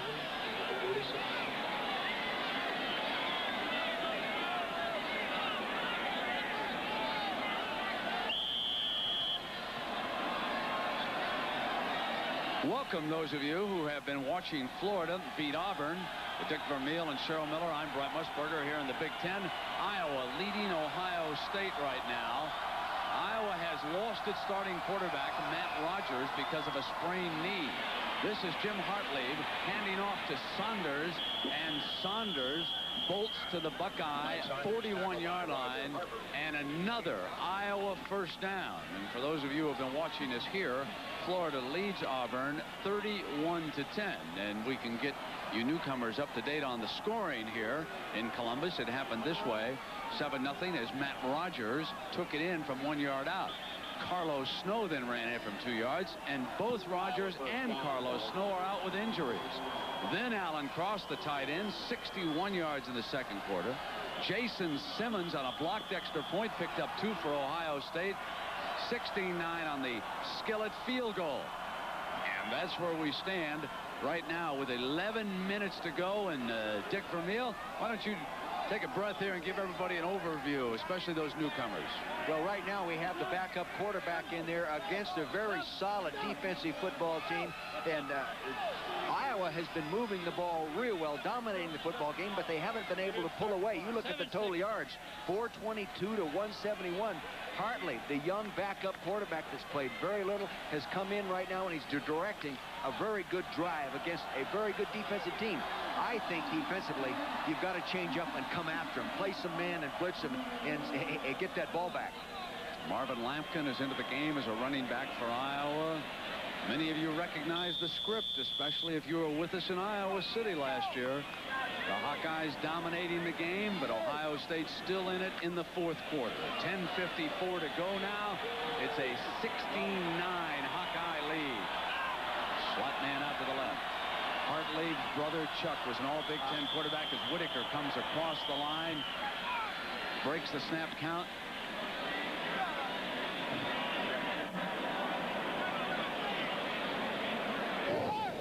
Good ball. Ball strike on the offense.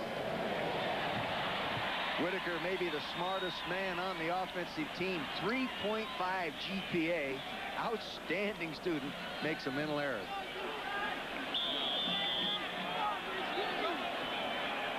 Carlos Snow, a young man who dominated Michigan State and was off again today with a spectacular start. Scored the touchdown for the Buckeyes and was injured on the play. Went helmet to helmet, suffering a concussion, and the doctors have said no more this afternoon. Now 1st and 15 for Hartley. Trap. And the handoff is to Lou Montgomery, who is nailed by Rich Frimmel.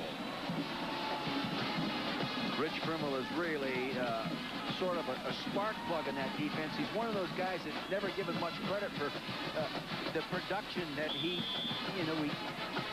contributes to that defensive front. 35 tackles, 5 tackles for loss, academic all Big Ten. Just comes to play. Saunders returns to the game as the running back, number 32. He's your motion man. They're coming after him up inside.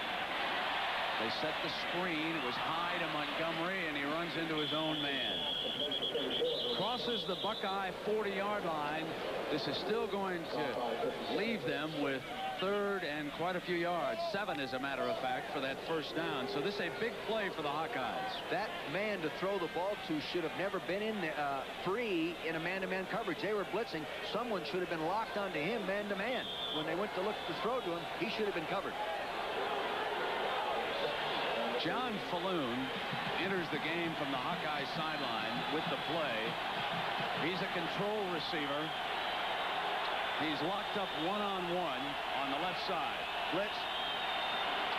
Hartley looks in that direction and overthrows Saunders, who had cut underneath Falloon on the pattern. And it's 4th down. Jimmy Hartley that time did not get set up to throw the football. He read the blitz, he kept on paddling back, and he didn't plant and set and throw the ball properly. That's why it was thrown incomplete. Some of you folks who have just joined us, I want to tell you why Iowa is wearing the black helmets today in honor of the 6 people who have died in that tragic shooting spree back in Iowa City. It's just a terrible thing which hit that campus late yesterday afternoon. Now out of a tight punt formation, Isaac gets one out. There is a penalty flag down. The ball goes into the end zone. Second time today they've roughed the kicker. All you have to do is run into him.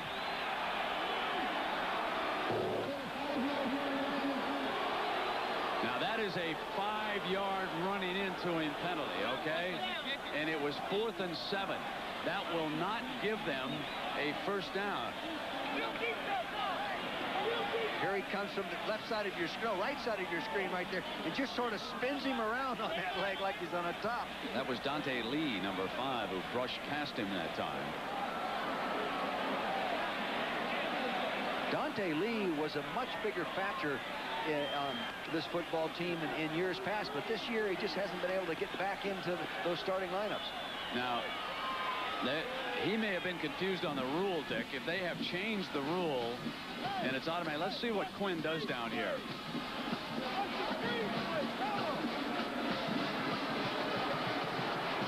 Now I think what happened in this situation is that Quinn forgot the rule has been changed. Yes.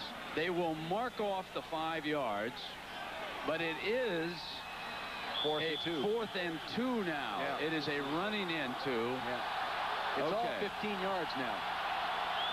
Well, first of all, they'll try to draw them off sides in this situation. That's the first thing they're going to try to do. Is Alonzo in there? Alonzo's come across a couple of times.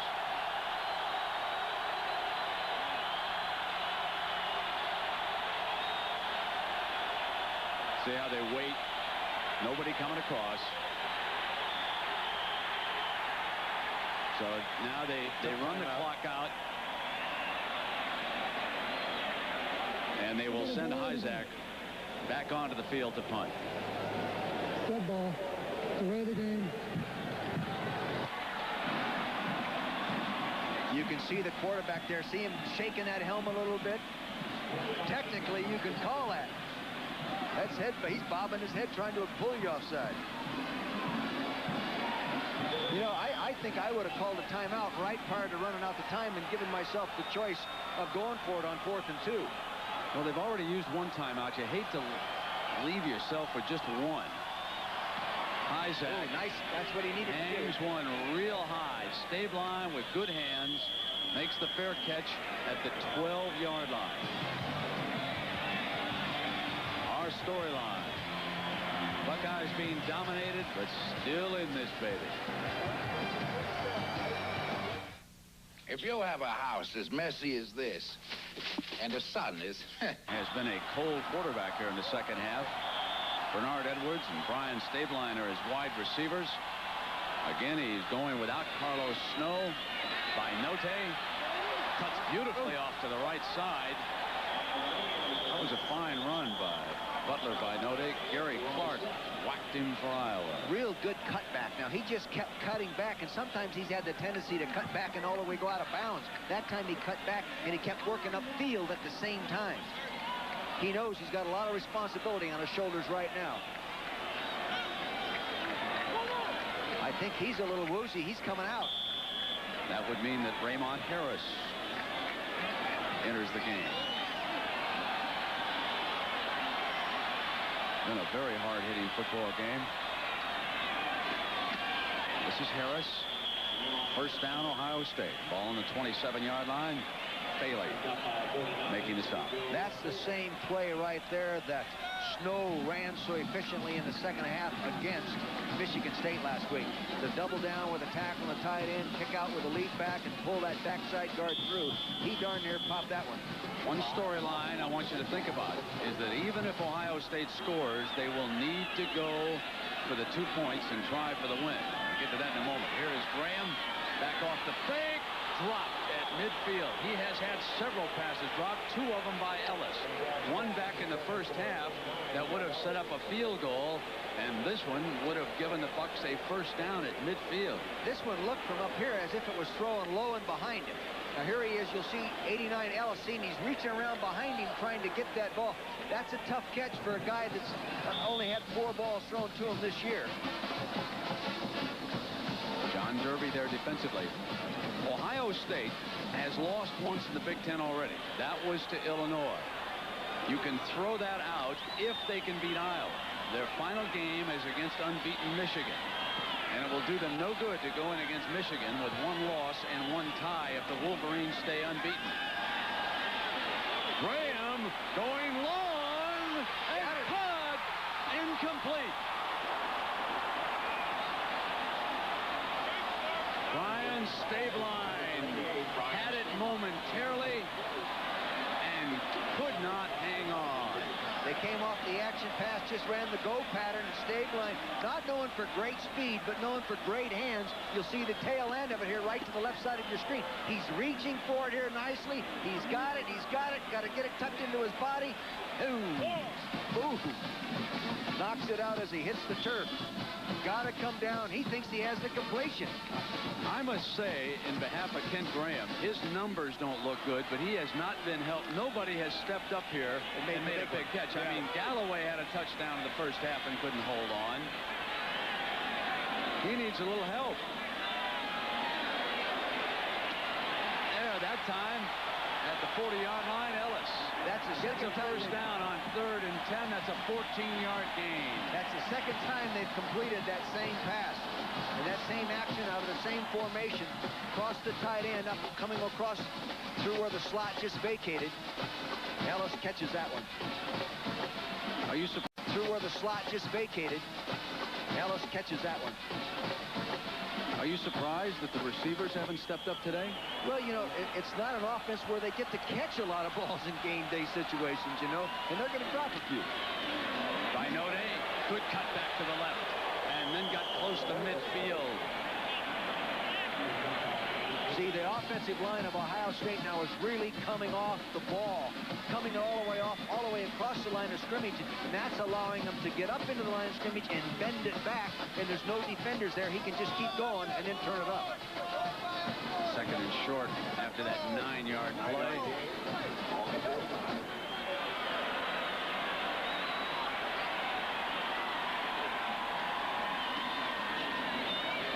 Binote slipping, but I believe he had the first down.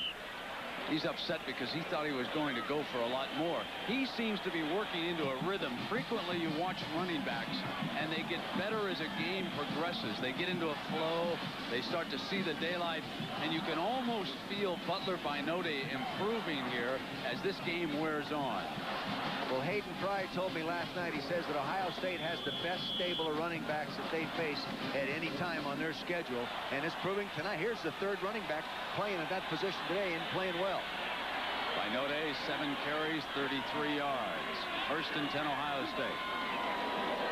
Graham in pursuit, throws, and that's intentional grounding on the play. Smith was coming, but they were also coming with a blitz that time, and Brian Wise had picked up the tempo. Now Graham is protesting that he was trying to throw and he was hit in that forearm, but Quinn will have nothing of that debate. Well, again, Bill Brasher, the defensive coordinator, came with a changeup. He's going to bring people after him on this first down, try to create the bad play. Here comes the safety, here comes the linebacker. Now he's trying to unload it right there, and he can't get rid of it, and it's called illegal grounding. I'll tell you what, I think Graham had an argument. He had an argument. He was trying to throw the ball off to the receiver on the left of him.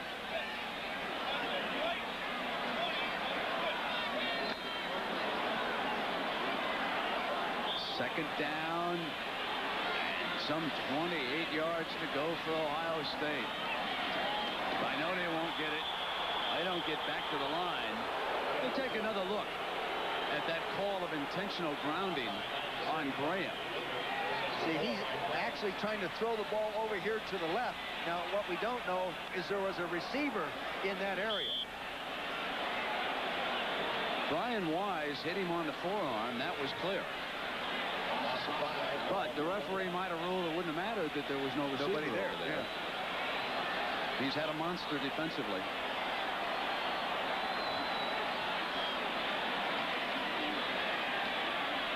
Graham crushed. Whistle blows. He's down at the 25. Lost more yardage, and Ohio State is forced to punt.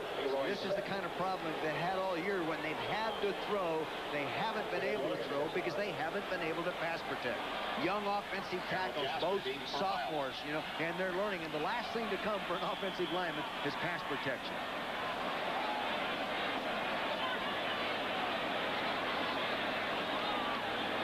Williams, low punt. Jasper, the 28. To the 44-yard line. Inside of 5 minutes left for Iowa. They lead it by a touchdown. 16-9. We'll be coming right back.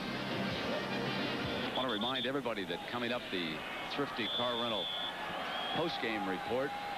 Mark Jones and Bo Schembechler will be along. We're going to have time. Get you up to date on all the scores. Desmond Howard with 2 more touchdown catches today for the Wolverines of Michigan. Here the Iowa Hawkeyes leading it by a touchdown. Their backup quarterback Hartley handing off to Saunders, who was tripped up.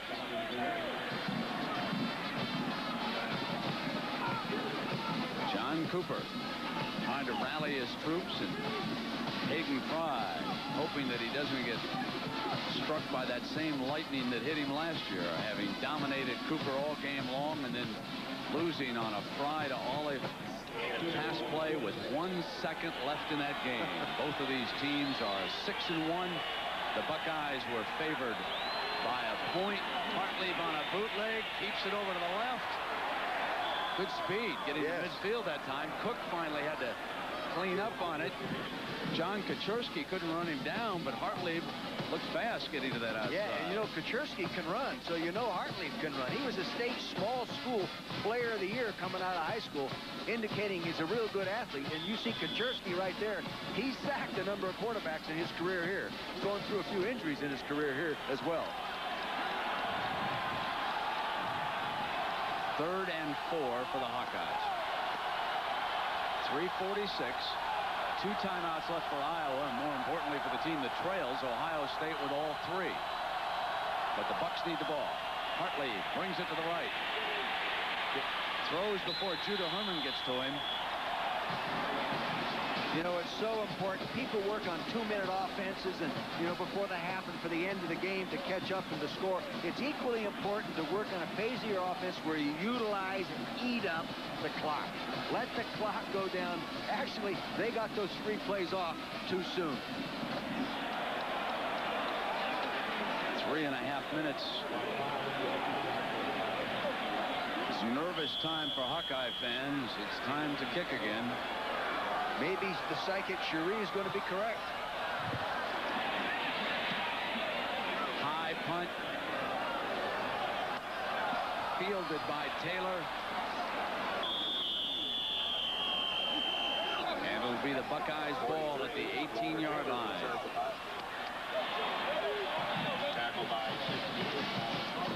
Washington big again. Notre Dame as expected. Boy, California for real. Wow, they are for real. We saw them. We knew they were good. But when you beat SC like that, you've got to be good. Brent, the key thing now is Ohio State's got to stay ahead of down and distance, because they've already demonstrated when they're really down, behind down and distance, they can't convert. So they've got to run the ball positively and mix in the short passing game to get a good drive going in this 3 minutes.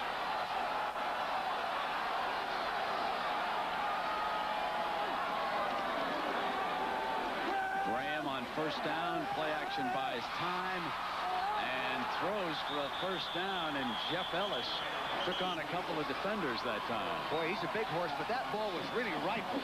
He threw that thing across field. It was humming. The big thing is when he goes back to pass, he needs an outlet receiver if it is covered to get the ball to somebody else. See the tight end crossing left to right of your screen? Nice rifle throw right where it had to be. 1st and 10. This is Edwards. Another Ohio State first down. Inside of 3 minutes.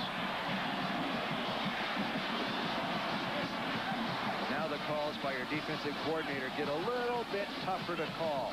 Bill Frazier's got many, many years of experience. I'm sure he'll make the right ones, but they are tougher to call in these situations. All at the Buckeye 43. Graham steps away from the safety blitz and is tackled at the 40 for a loss of a couple of yards. Leroy Smith there again, but they were bringing a blitz from the defensive backfield. We've got a timeout, Ohio State. Iowa defense has given up only 9 points here today. Dick, against that blitz, for any young quarterbacks who are watching, what should they try to do? Well, unless it's their sophisticated system where they've already been taught to go to the hot receiver, there they just unload it. Don't take the sack. Just get rid of it. Second and long for Ohio State.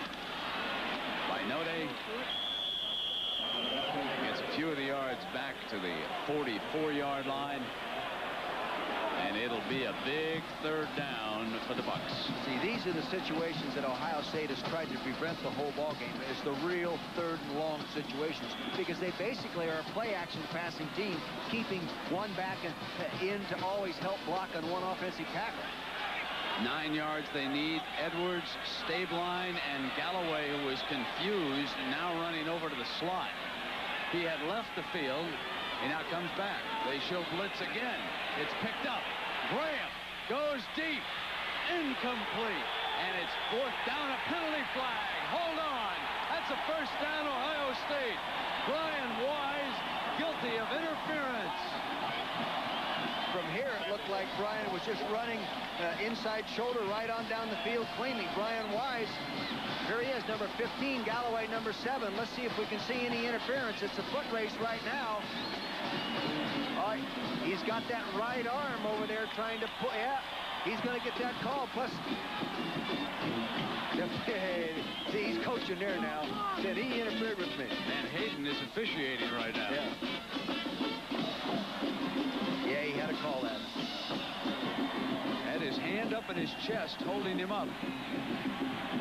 It came at the 1:59 mark. The field judge was right back there looking right at it. I can't believe what I'm seeing, folks. The only thing different is we're in Columbus instead of Iowa City. That's because we've done this ball game before. 9 points scored today, lowest in 23 games versus Iowa. And still with a chance to win it. This is a play-action pass formation. And Graham on the roll. It's dropped by Edwards.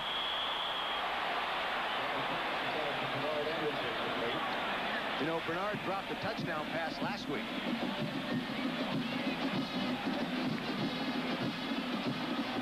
It was a rifled shot. You'll see it to the left side of your screen. It hit him right there in the chest. A little bit behind him, but it hit him. He's got to make that catch, especially in this situation. I think the receivers have betrayed Ohio State all game long. Well, they really consider the receiving corps maybe just, if you're going to call it a weakness of their offense, that would have to be called a weakness. Confirmed today. 2nd and 10. Coming after him again. On the blitz, no chance. Buried at midfield. Number 8, Leroy Smith. One of the Hawkeyes who helped come free again. Gator was also in there. And the clock is stopped at the 1:40 mark. We'll be right back.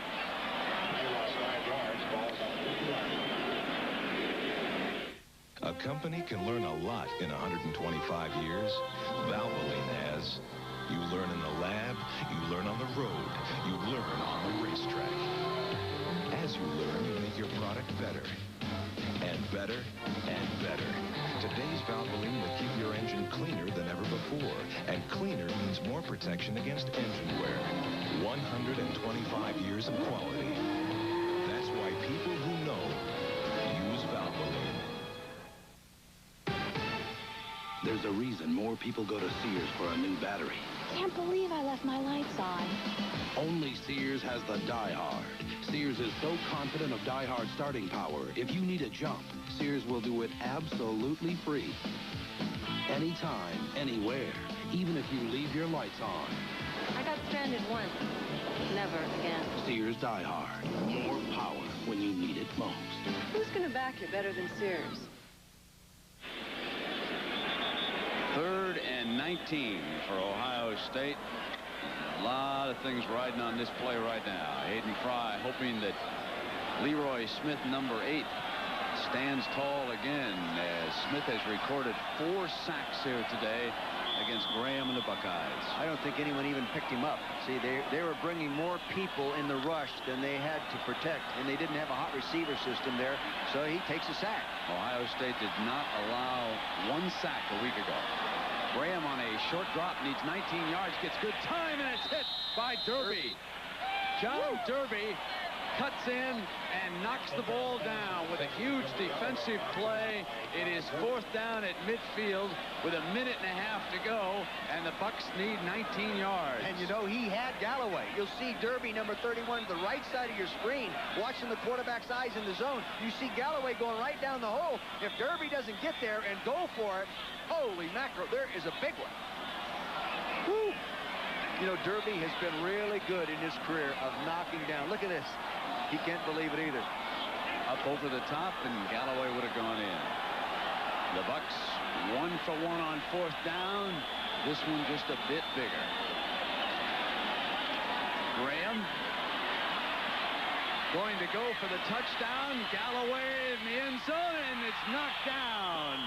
Defended by Gary Clark.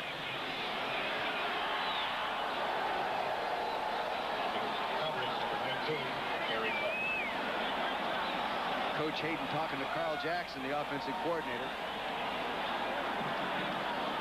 Now, let's see. How many timeouts does Ohio State have as I look over here? They can only call one. And here is the backup quarterback for Hayden Fry, Jimmy Hartley. And the young men from Iowa who were obviously impacted late last night when they got word of the tragedy back on their campus.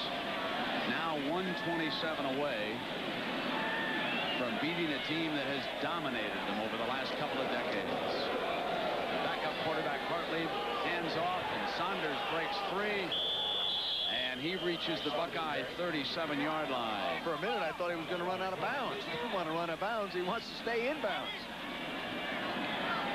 Here's just an eye isolation play. Good block by the fullback right there, and good penetration by Judah Herman, but good vision. He breaks back, but it looked like he was going to run out of bounds. He wants to stay in bounds. Utilize the clock. Eat it up. What a big game this now figures to be in Iowa City between Indiana and Iowa. And we will be there.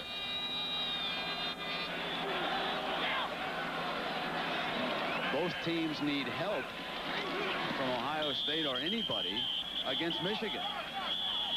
Ohio State called timeout. This really puts Michigan in the driver's seat for the Rose Bowl. 51 seconds to go. The updated standings. Assuming a win now from Iowa. And both Iowa and Indiana, remember, have been beaten by Michigan. And the first tiebreaker in the Big Ten is head-to-head, which means that it's not a one-game lead. It's a two-game lead by the Wolverines.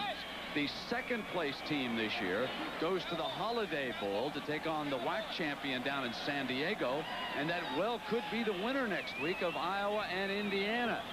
The Citrus Bowl is here, scouting to see who might play the ACC champion down in Orlando on New Year's Day, and it could be that the loser of the Iowa-Indiana game will go down to Orlando. All those things we'll have to wait and see, but we cannot say enough good things about Hayden Fry and what the Hawkeyes have accomplished here this afternoon. This was not easy for a lot of reasons, and the youngsters have overcome all sorts of things.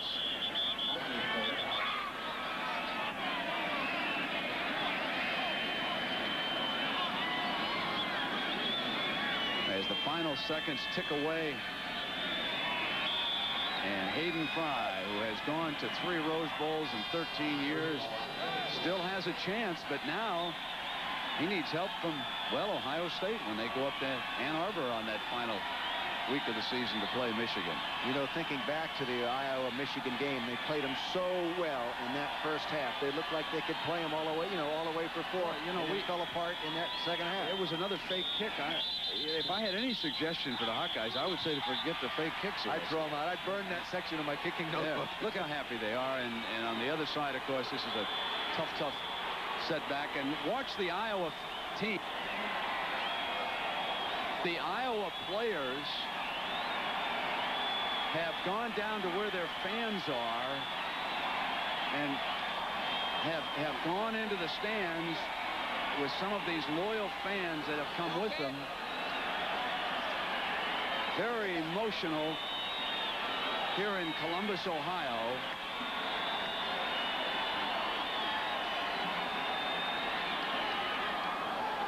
And our Chevrolet most valuable players of the game are Leroy Smith from Iowa, Greg Smith from Ohio State, and Chevrolet will donate $1,000 to each school to reward outstanding students for their academic achievements and to assist those in financial need. And we'll continue in a moment.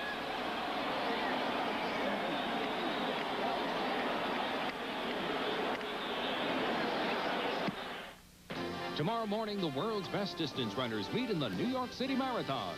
Then later, it's the final round of the Tour Championship, followed by the Jack Nicklaus Golf Special presented by Nationwide Insurance. ABC's College Football has been brought to you by Chevrolet, the heartbeat of America, the cars more people depend on.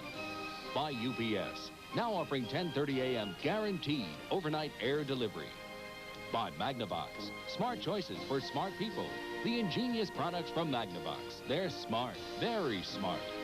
And by the 25th Anniversary Diamond, a brilliant celebration of the loving marriage.